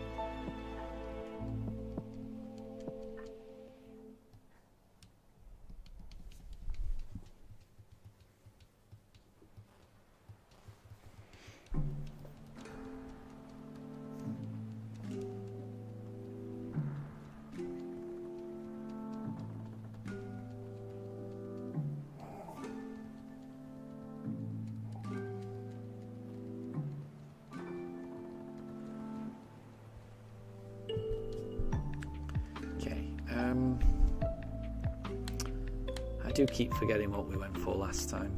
I feel like we went for a Piplup last time. I might be wrong though. We'll go Turtwig this time. 37 more encounters, including this one. 36 more encounters. Saley, any team member ideas, or am I just going to shiny hunt random mons in Eterna Forest? So I've written it down. Let me bring up my notes, because I haven't got it in order in terms of what I'm going to do, but definitely the next hunt will be in Eterna Forest, definitely. And the team member I get in Eternal Forest, that will be random. That will be whichever one turns up. I don't know what it'll be. I think the odds are it's probably going to be a Wormhole. I might be wrong, but I think odds on it's going to be that. And I think there'll be a couple of Pokemon during this run where I will target and I'll end up getting a specific Pokemon. But there'll be the majority of the Pokemon I get will end up just being random. So for the most part, I will not know what Pokemon are going to end up on my team. It'll just depend on who turns up, who wants to join the team. So I want to do... I've got it written down here. So obviously I'm going to get this starter at some point. Then I'm going to get the next team member from Eternal Forest. Then, and I don't know from the... Eternal Forest is definitely going to be the next one. But after that, I don't know which order these hunts are going to be. But I definitely want to do a Poké-Radar hunt. And in order to get that, I'll have to just transfer some Pokemon from Pokemon Home to complete the Pokédex, run back to Professor Rowan, and I should be able to get the Poké-Radar at that point. I want to do a hunt in the underground, so catch a random Pokemon in the underground. I want to catch a Pokemon from the Great Marsh, which that could be tricky, but I want to do that. I'm going to do a Masuda egg hatching hunt at some point. I want to soft reset for the Palkia when that appears. And at the moment I'm thinking I also want to catch a Pokemon when I'm tagging along with Riley while going through Iron Island. So that's my plan at the moment. What I want to do is do a shiny hunt before each gym. So, oh wait, let's go Piplup. So, Saley, you're saying Eternal Forest is accessible after the first gym? Exactly, yeah. So I know the first part of this run. So I'm going to get my starter, do the first gym, then do Eternal Forest, then do the second gym, and then do a shiny hunt. I'm not sure which shiny hunt I'm going to do after that second gym, but I'll do a shiny hunt, then do the third gym, then do a shiny hunt, then do the fourth gym. So I'm just going to do it that way. I just need to figure out the order. It's been a while since I played these games, so I can't remember which areas unlock at what point. I'll figure that out as I'm going along. But yeah, for the most part, a lot of these hunts are just going to be, we will see which Pokemon appears. I think for the Poké-Radar hunt and for the Masuda egg hunt, I will know which Pokemon I'm going for. So those two I'll be able to decide, but for the rest of them it's just going to be who knows. So it'll be a surprise, which I'm looking forward to. Saley, can you send a shiny Sinnoh Pokemon that I can use in your team? Thank you very much for offering. I think I would prefer to just use shinies that I've caught during the run. So that's a really nice thing for you to offer. I do appreciate that. But what's going to make this run special for me is if I can find all of these shinies myself. So I'm looking forward to going on, I'm looking forward to the journey of finding each of these shinies and how long it takes, and all of the conversations that I have with all of you while I'm doing these hunts. That's what's going to make each member of my team feel really special. So I'm hoping that I can catch all of my team members. That's the plan at the moment. That's the plan. Oh, and you'd like it to be a gift after I finish the game? There's nothing wrong with that. If that's something you'd like to do, then absolutely. Yeah. Then that sounds very nice. But it's not something you have to do, obviously.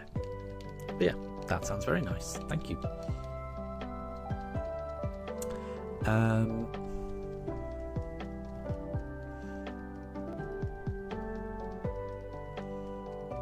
So Deb, so the Lord of Mysteries, you've heard it would be either a mobile game or something like that. Interesting.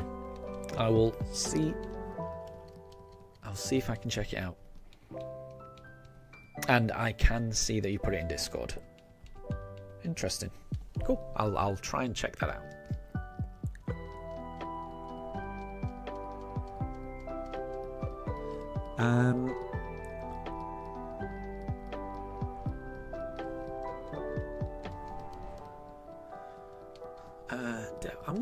I don't think you're delayed. I think I am a bit slow at reading chat. So I can see all the messages, but sometimes it's difficult for me to respond to every single message.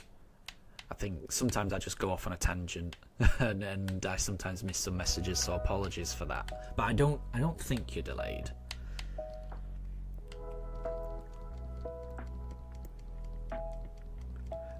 Saley, you've heard Miss Magius is a beast in Pokemon BDSP.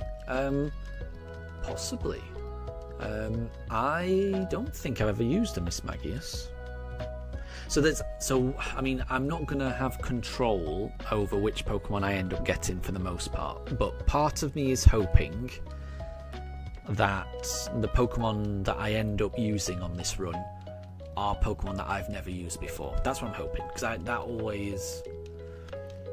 to me that always makes a Pokemon run more fun. If it's a Pokemon that I've never used before, I tend to enjoy those runs more.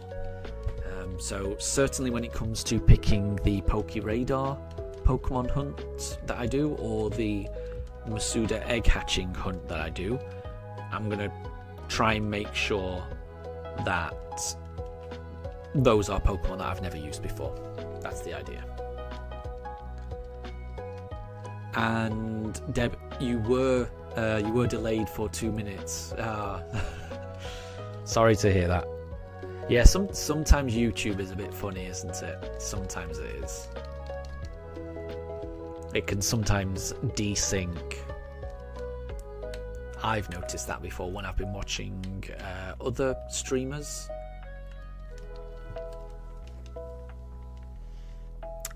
Saley, have I ever used a Drifblim or a Wingull?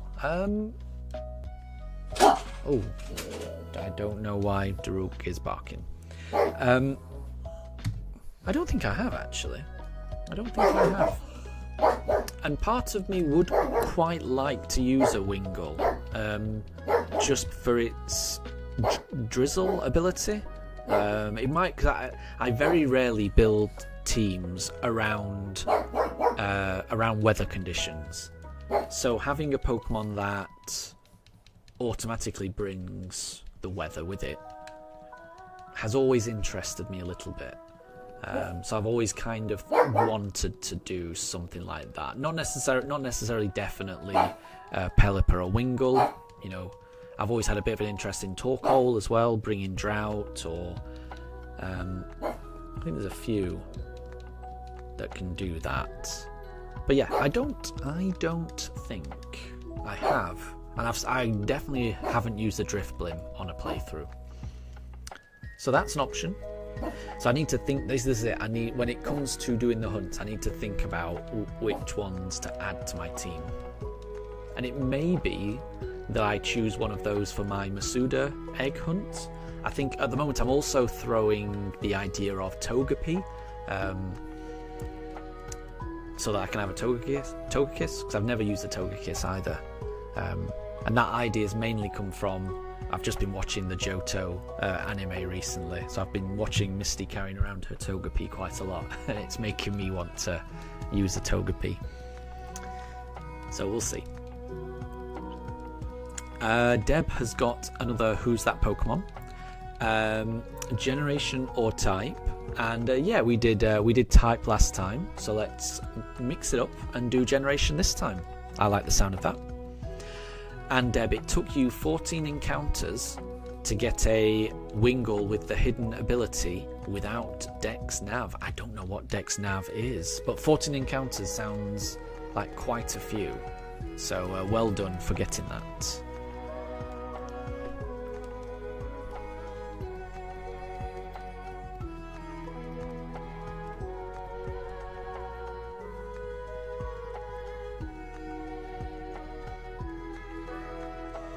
So I could save before obtaining the egg from Cynthia and hatch it. Ooh. I could do, but I would be very scared of how long that would take. So in my head, I would have to save before getting the egg, get the egg, and then go through the process of hatching it, and then if it's not shiny, then reset and then hatch the egg all over again. That sounds like it would take a very long time. That sounds like it would take a very similar amount of time as to how long this hunt takes, you know, to go through the it would involve soft resetting, wouldn't it? And then in fact it would be longer than this hunt, because whereas this hunt you've got the soft reset and you've got all the dialogue and you've got the briefcase select, all of that is probably quicker than how long it takes to hatch, going back and forth to try and hatch an egg. So yeah, doing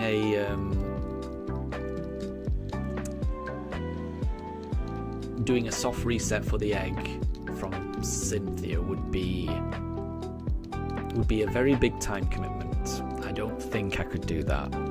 At the moment I'm thinking that this hunt that I'm doing now is the longest part of the hunt that I'm gonna do. So in my mind, this is the longest hunt. I don't think I could do another hunt like this, at least within this particular playthrough. We'll see, but I'm hoping that this is the biggest hurdle that I've got to get over. That's what's keeping me going. The knowledge that in my head this is the hardest part of the run. Once this is done, then it becomes relatively easier after this. I'm not sure I could find the motivation if this was considered the easy part of the run and there was an even more difficult shiny hunt lurking further on in the run. So that's the plan at the moment. Deb. So who's that Pokemon? It's from Generation 5. So that's the one after this, which is black and white. Let me think. Which Pokemon is from black and white? I'm pretty sure Snivy is from black and white. So I'm going to take a guess and then I'm going to ask for a clue. So my guess is Snivy.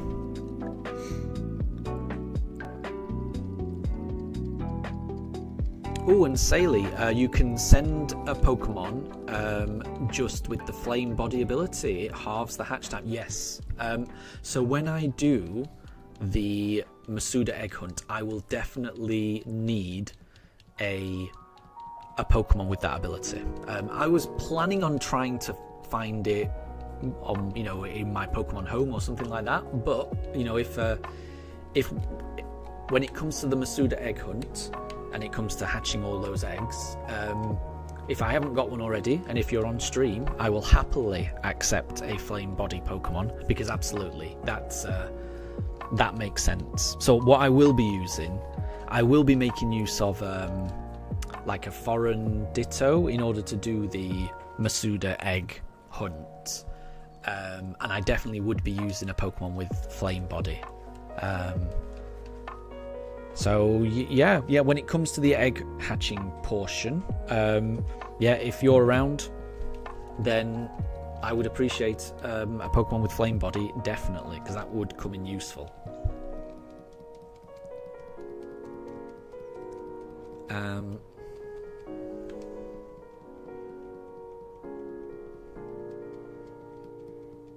So Saley has guessed Victini, but Snivy and Victini are wrong. Interesting. Okay, so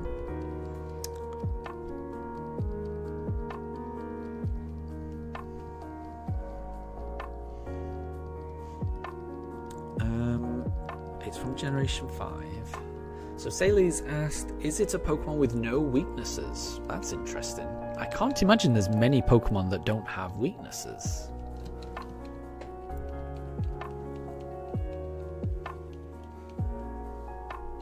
In fact, I'm not sure, but I didn't know if there was any.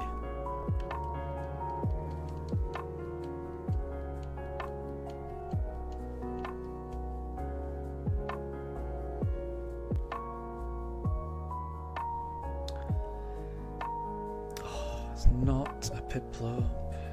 Okay, so we've got 26 more goes. Okay, so it does have weaknesses. That makes sense. I'm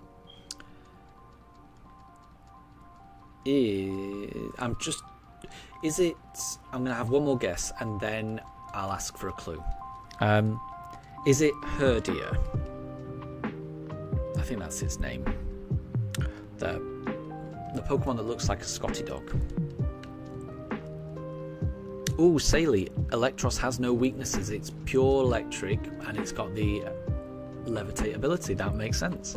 And Wolf, good to see you. I hope you're doing well. And Shadow, good to see you. I hope you're doing well also. Both of the wolves have joined. And Wolf, you've just woken up. Well, I hope you're having a good start to the day. Stoutland. Yeah, that's the one. That's the one. Is it not called Herdia? I've got the name wrong clearly.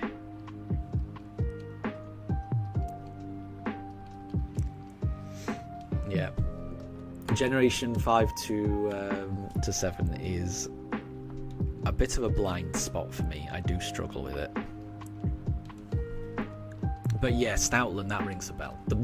My guess is definitely the Pokemon that looks like a little Scotty dog and has 3-stage evolution.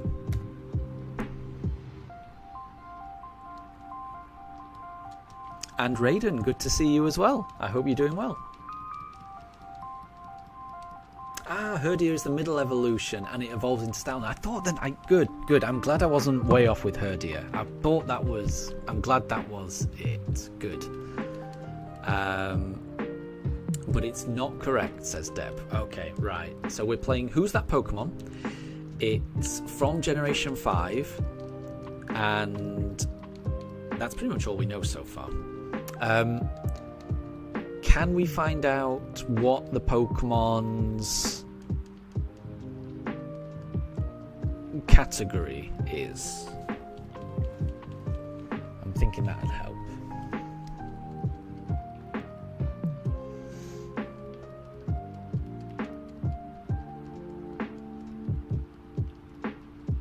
So Wolf, you needed much needed sleep because a day ago you didn't go to bed. So you ended up going to bed yesterday night, so you basically missed an entire night's sleep. I'm sorry to hear that. Yeah, I'm hoping you've managed to catch up on your sleep. Sleep is really important, honestly. It can really mess with your mind if you don't get enough sleep. Your brain definitely needs a good night's rest in order to process information in the most effective way. I think, anyway.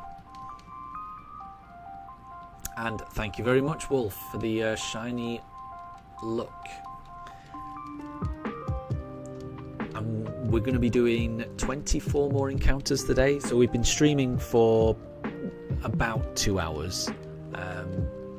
So we'll be streaming for probably the next half hour or so, just until we get to encounter 5,300.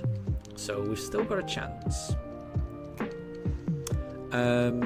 So Deb says that the category is a very unique one. Then, okay, if you want to keep it a little more ambiguous, how about you tell us the Pokemon's ability? One of the abilities this Pokemon's got. That's absolutely fine. So it's a Generation 5 Pokemon, we know that. And that's pretty much all we know. So yeah, some abilities, maybe that'll help us narrow it down. And but actually we do know a little bit more because Saley asks, does the Pokemon look humanoid? And Deb said maybe. Interesting. Maybe. I can't remember what we went for last time. Let's go for Piplup this time. And Deb, I like the sound of that. We can definitely get this shiny any encounter. Exactly. Every encounter, we've got just as much chance of it being a shiny. So it could be, but it's not. It's not that one. But it could always be the next one. It could always be the next one. Raiden, you're good, and you randomly found and caught a shiny Minccino. Well done, Raiden. Well done. That's amazing. That is amazing. And it's always good when it kind of just, when a shiny just happens upon you. That always improves my mood. So, yeah, well done. Congratulations. I hope that inspires the shiny to appear for me. I hope so.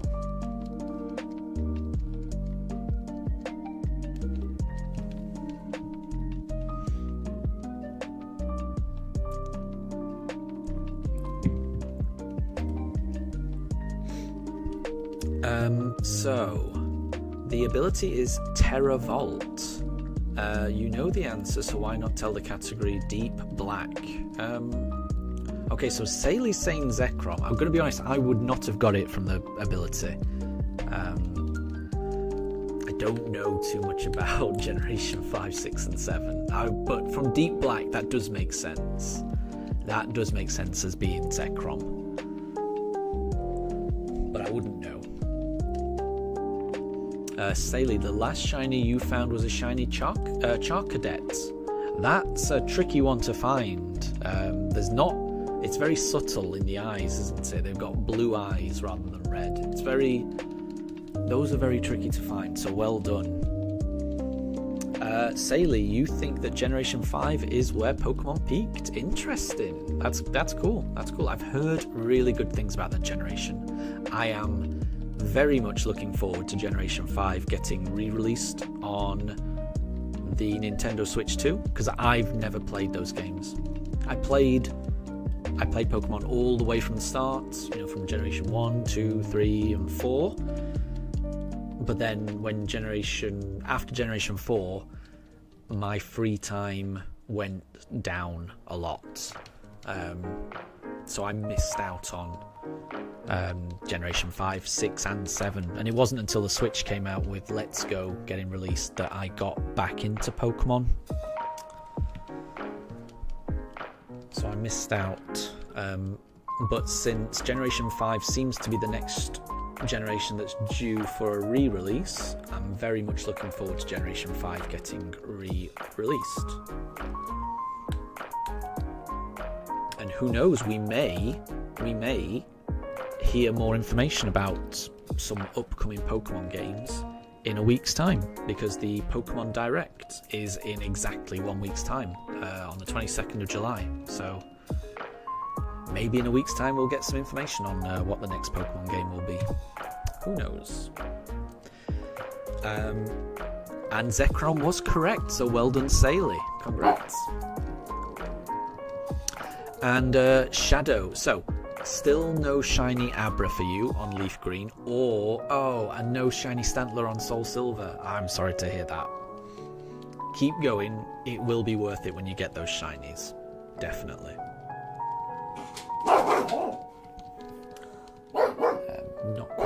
Not quite sure why Daruk is barking. Apologies for that. Saley, you had to stare down all the Charcatets and almost got eye damage. I can imagine. Yeah, I can imagine. When I've had to do shiny hunts where you've got to really pay attention, it can get very tiring on the eyes. I completely agree.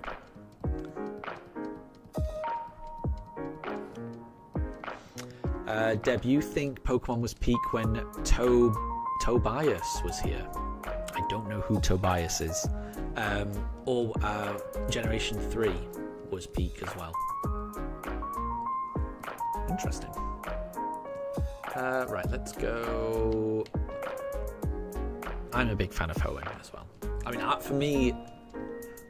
for me, I would normally say the second generation Johto. That was my favourite, but I mean, I'm going to be honest, I have really enjoyed Scarlet and Violet far more than I ever thought I would do. In terms of storyline, in terms of the characters you meet, in terms of the way that you play the game, those games are really impressive to me.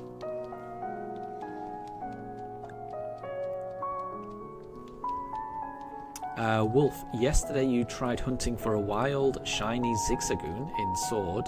But you didn't get it.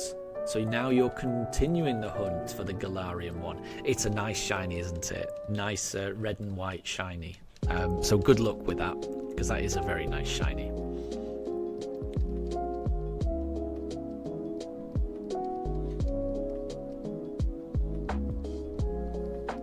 And Saley, did I prefer Scarlet or Violet? I mean, I like them both, but I played Scarlet first. So I ran around with my goofy dino friend Koraidon, and I grew rather attached to Koraidon's journey, you know, facing his demons, getting stronger, but facing his demons, you know, this rival Koraidon, facing it down. Yeah, so I definitely, I've got more stronger feelings about Scarlet, just because it was the first game that I played out of Scarlet or Violet, and I will always find Koraidon absolutely adorable. The way that their legs kind of kick from side to side as he runs, it just looks very goofy and adorable. And yeah, adorable is the word, definitely.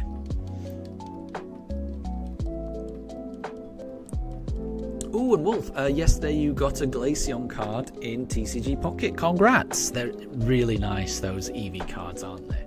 They are very nice cards, so congratulations.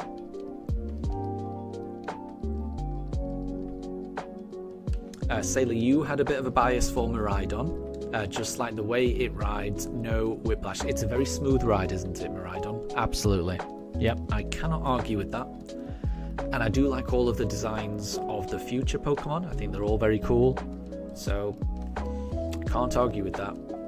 There's just something about Koraidon that I just find so endearingly goofy. And I will always prefer something that's a little goofy looking to something that's not goofy looking.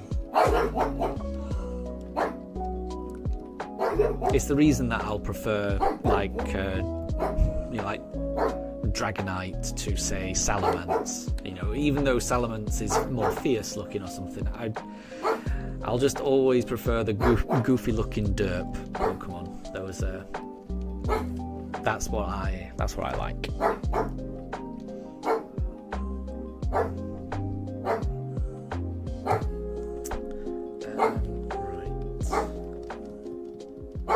So Tobias is a legendary who had Darkrai in the anime and won the tournament with the Darkrai, and also potentially had a Latios. Interesting. Yeah, I have not caught up with the anime yet. I'm slowly making my way through the anime.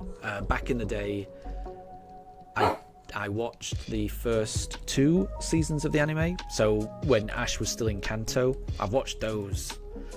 I used to watch those all the time growing up, just those 2 seasons. And I think I maybe watched a couple of episodes where Ash was in Johto, but that was about it.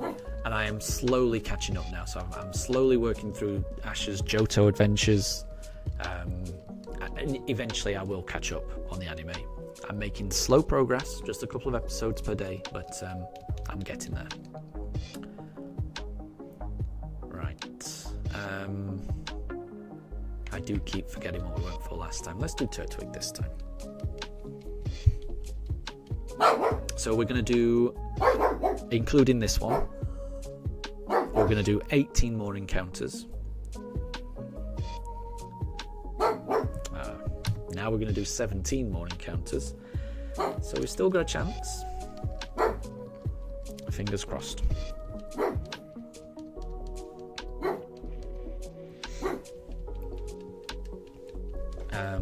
But I will be working from home.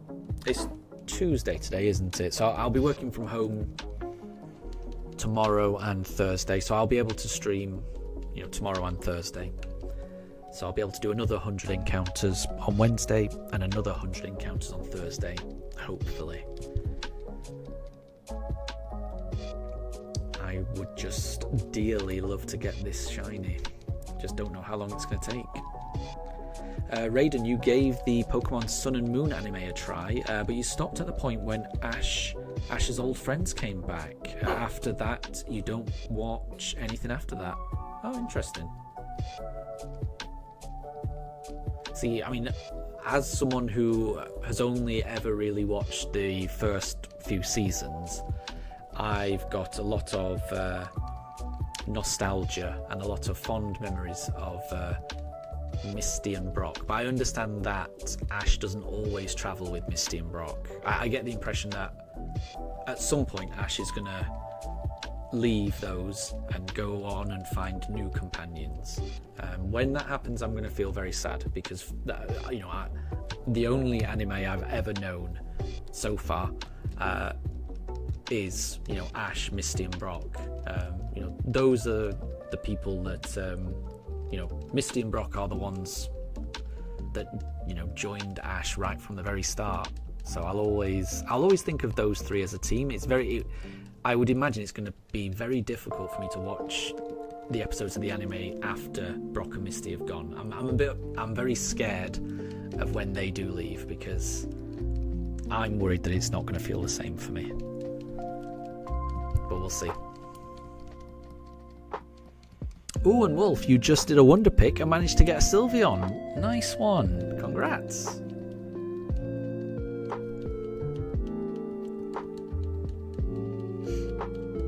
Oh, Raiden, so you feel weird about how they made Ash look super goofy looking. And Saley says they did try a new art style for the Alolan series. Interesting. I don't know too much about that. But that's a long way off for me. I will get there, but that is a long way off for me. Right, I think I did Turtwig, so let's do Chimchar this time. Yeah, I'm definitely looking forward to catching up on that series.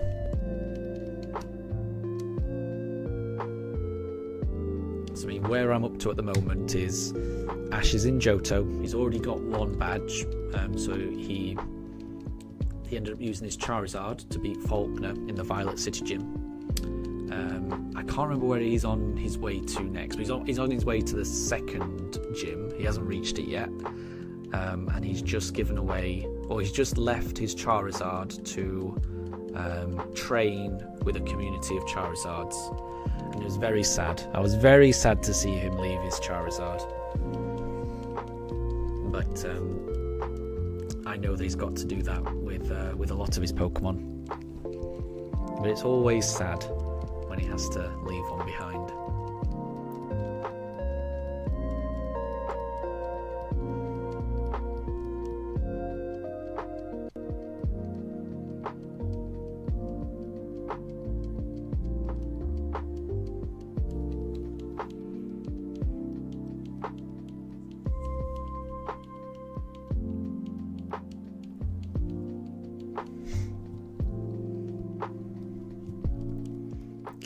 Let's go Piplup.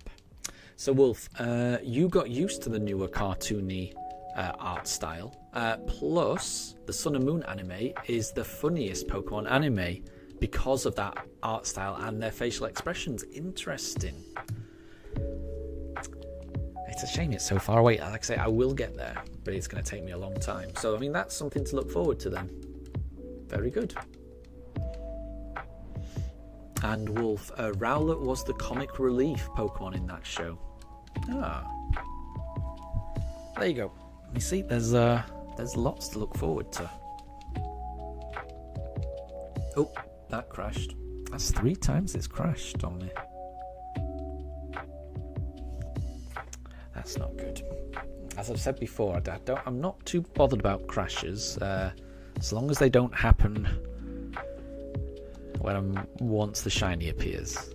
That would get me very apprehensive.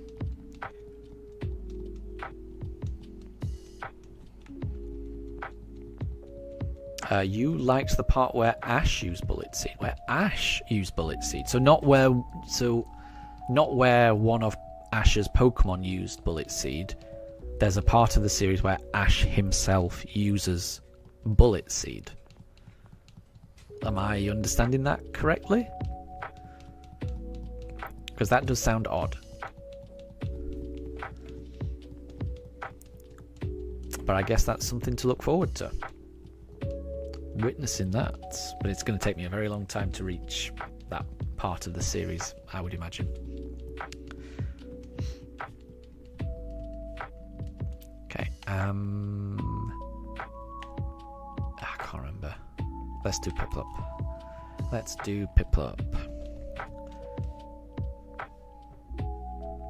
Oh, I see. So Ash was trying to teach his Rowlet how to use Bullet Seed by eating watermelon. Nice. That's nice. That shows dedication.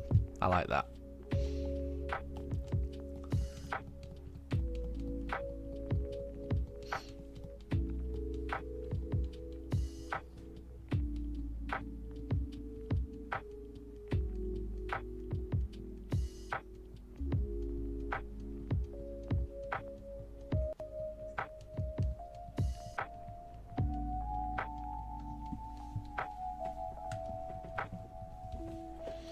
And yeah, it's definitely, these are definitely episodes that I will catch up on eventually. But I feel like it is going to take me a long time. There's a lot of Pokemon episodes in each season, so we'll see.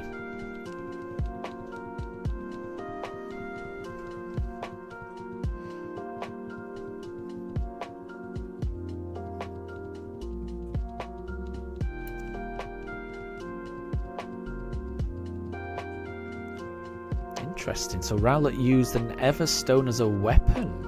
I've never heard of an Everstone being used as a weapon. Interesting.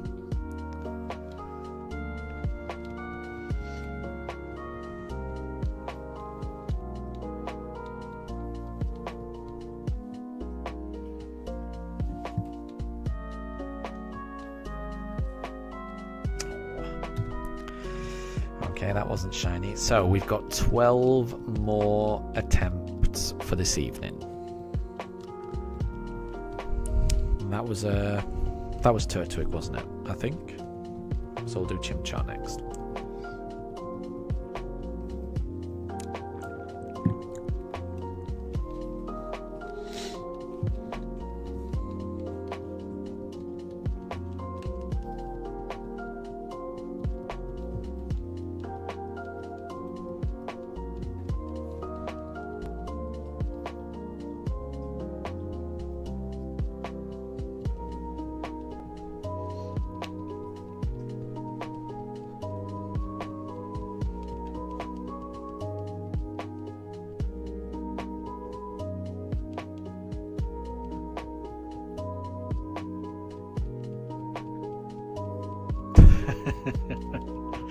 And yeah, no, Deb, I do appreciate that. I do prefer not to know spoilers, definitely.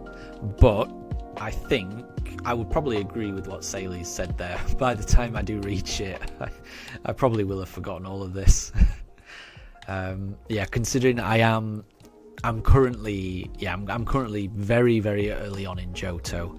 I've got a feeling Alola, it may be over a year away from me. If I'm only able to get through like 1 or 2 episodes per evening, and that's not even every single evening. So I've got a feeling it's going to take. I think it's probably going to take me about a year and a half to actually get even up to Sun and Moon, and that's not up to date, is it? It goes way beyond that, so it's going to take me quite a while. So yeah.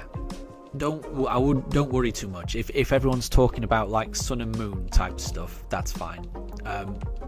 Yeah, I would definitely not want anyone to give any spoilers for the Johto series or even the Hoenn series, because I will get there probably in a few months. But yeah, Sun and Moon is a very long way away, so that one, I think Sun and Moon is absolutely fine for everyone to talk about. I don't mind that, because I do think that's about a year away for me.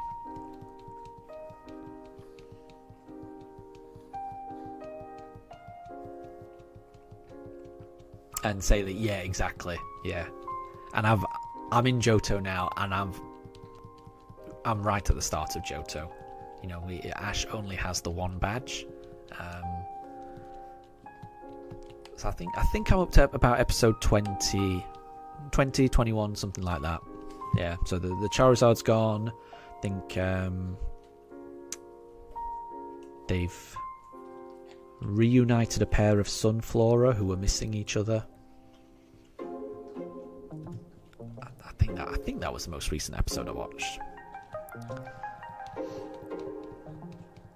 And Wolf, yes, I'm going to try and catch up. It's going to take me a long time. But yeah, I'm just watching 1 or 2 episodes just before I go to bed. I didn't realise this, but there's a Pokemon TV channel on YouTube, and I can just get all the episodes on YouTube. I didn't realise it was that easy. Otherwise, I would have been watching this years ago. But yeah, I've found that, yeah, I can just watch old episodes of Pokemon in order on YouTube. It's great. It's been really good. So I've been watching that for the past week or so, I think. So yeah. But I'm starting in Johto because I've watched the first 2 seasons loads of times before, but I've never gone beyond that. So yeah, I am enjoying Ash's Johto adventures thoroughly.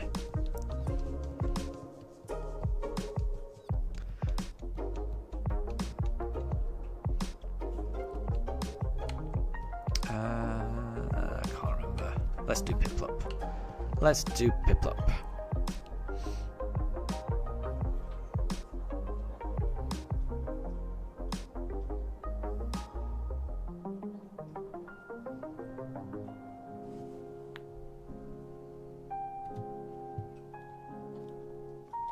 Oh, and that's crazy, Deb. So I didn't know that Ash reunited with Butterfree and Pidgeot. I could imagine him reuniting with Pidgeot. I'm happy to hear that he reunites with Butterfree. That's nice, because Butterfree was the first Pokemon that he let go. So I vividly remember him releasing his Butterfree to go be with its kind, so it could be with the the pink Butterfree. I was always very, very disappointed that shiny Butterfree does not look like the pink Butterfree from the anime. There's a couple of shinies that I'm really disappointed in.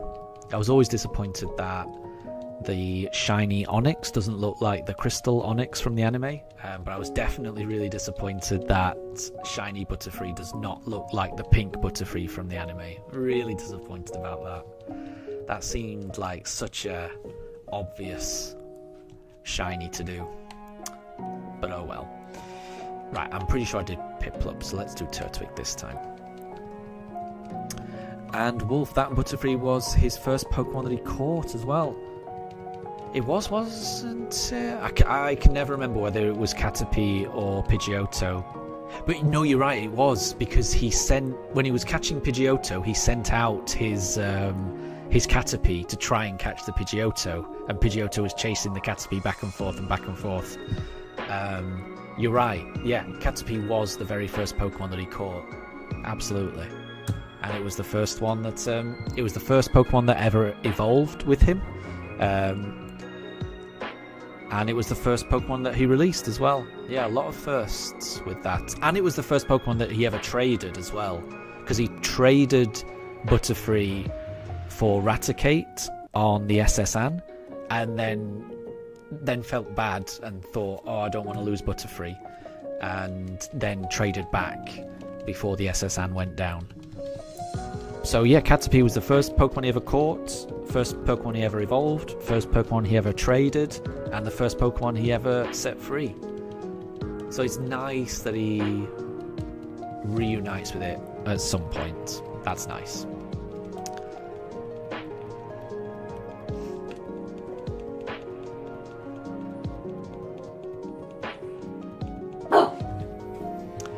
Saley, if I found the shiny starter, would I save and stop or make a bit of progress? I'm not sure, actually.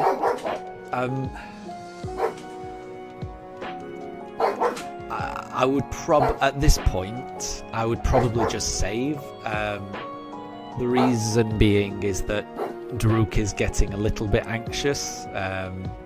So I think Daruk is ready to go downstairs, basically. So I think even if I did get it now, what I would like to do is enjoy the shiny and at least go and chat to Professor Rowan. But if Daruk is getting a bit angry, then I wouldn't do that. We'll see. We will see. It's hard for me to imagine what I would do if I get the shiny, because it's been so long. It seems so unlikely to me. I don't think I'm going to get it in these last 6 encounters. We will see, but we'll see.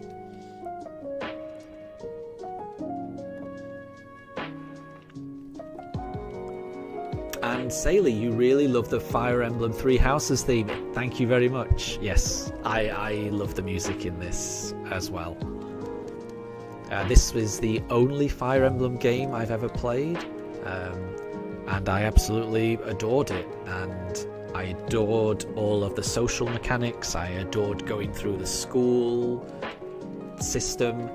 I thoroughly enjoyed all the music, which is why I've got this. It's wonderful music. And Katri, welcome back. Thank you very much. Thank you. I hope I can get the shiny. We've only got 6 more encounters this evening, but there's still a chance. There's always a chance. The next encounter could always be shiny. You never know. So here we go. Could it be this one? Let's go Piplup. Let's go Piplup.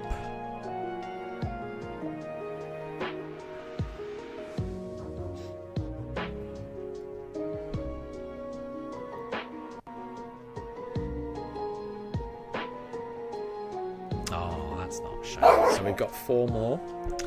Sailor, you really love Byleth as a character, and you like the Byleth Dimitri ship. Interesting.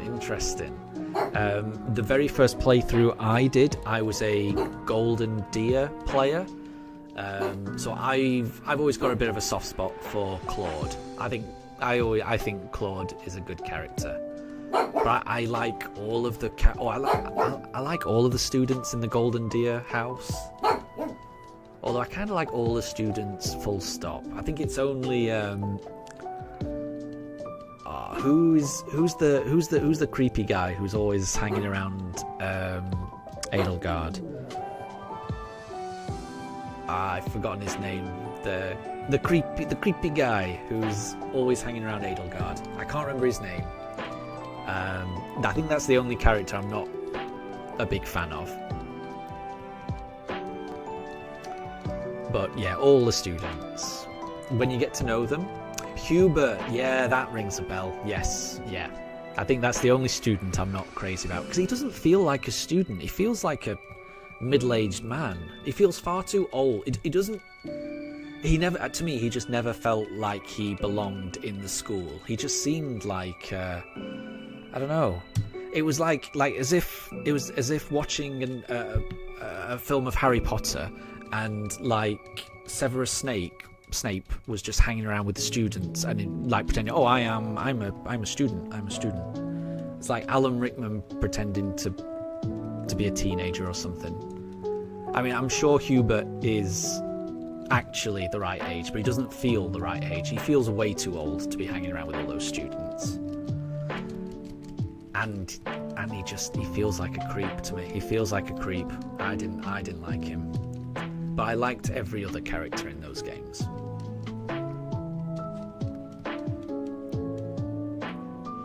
And Katri, who's going to be the last starter for this stream? Ooh, that's a good question.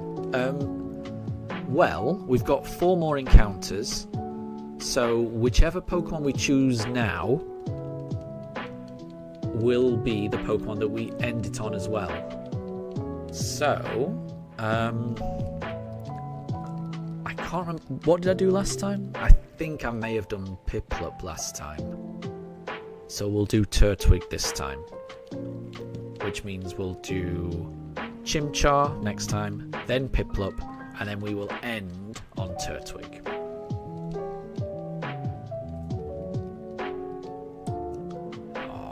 Okay, now we've got 3 more encounters. We will be ending on the Turtwig.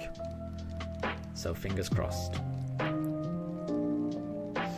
Oh, and Deb, so the order that Ash caught his Pokemon was Caterpie, Pidgeotto, Bulbasaur, Charmander, Squirtle, Krabby, Muck, Tauros.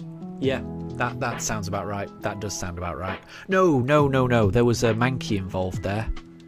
He caught it as a Primeape, not a Mankey.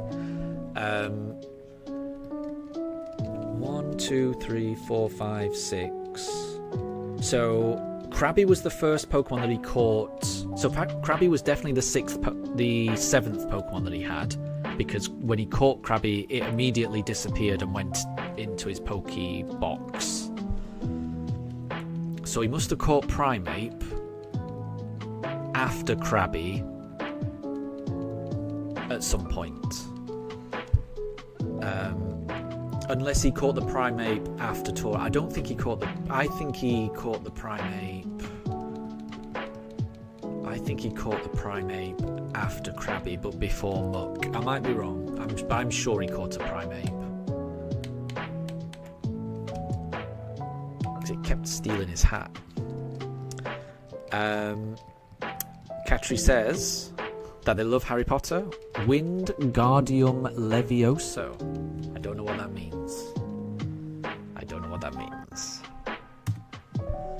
I do like Harry Potter, but my Harry... Wait, have I chosen the right Pokemon then? Was I supposed to choose a Piplup that time? I think I should have chosen a Chimchar that time and then end on a Turtwig. Yeah, I'm going to choose a Chimchar this time and then I'm going to end on the Turtwig. It's Wingardium Levioso, not Wingardium Levio. Oh, that sounds the same to me. I don't know the difference between those. Mankey was after Krabby. Almost forgot about that guy. He never reunited with him. Yeah, that's a shame. I always liked Primeape. I've got a soft spot for Primeape.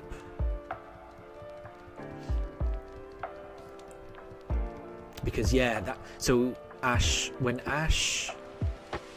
catches it as a Primeape, but I think he encounters it as a Mankey, and it evolves in front of him. I think it's been a while since I've watched that episode. I think he encounters it as a Mankey, it evolves, and then he catches it as a Primeape. Right, so let's go for a Chimchar this time, and then the last encounter is going to be a Turtwig. So my wife is telling me that Wingardium Levioso is a spell to lift things, and it's dialogue between Hermione and Ron, and that is pronounced Hermione, not Hermione. There you go. And Saley, you were trying to do a Hermione. Oh wait, so were you quoting Hermione when you were right? Okay. See, a lot of Harry Potter stuff is going to go over my head. I don't know it too much. My wife loves Harry Potter. I enjoy Harry Potter, but I don't have an encyclopedic knowledge of Harry Potter. I try. Deb, so imagine his Primeape returns in Paldea as an Annihilate. That would be pretty cool.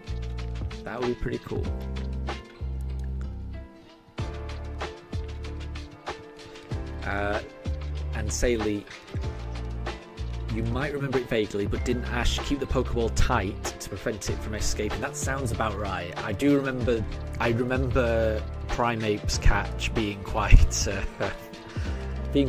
I remember Primeape being quite violent in general, but I thought it was funny. I liked him.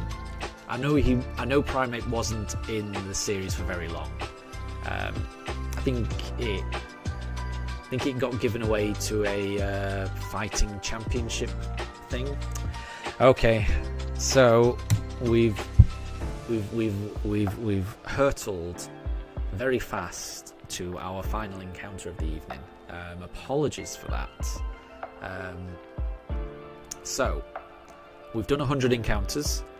We didn't get the shiny this time, but that just means we may well get the shiny next time.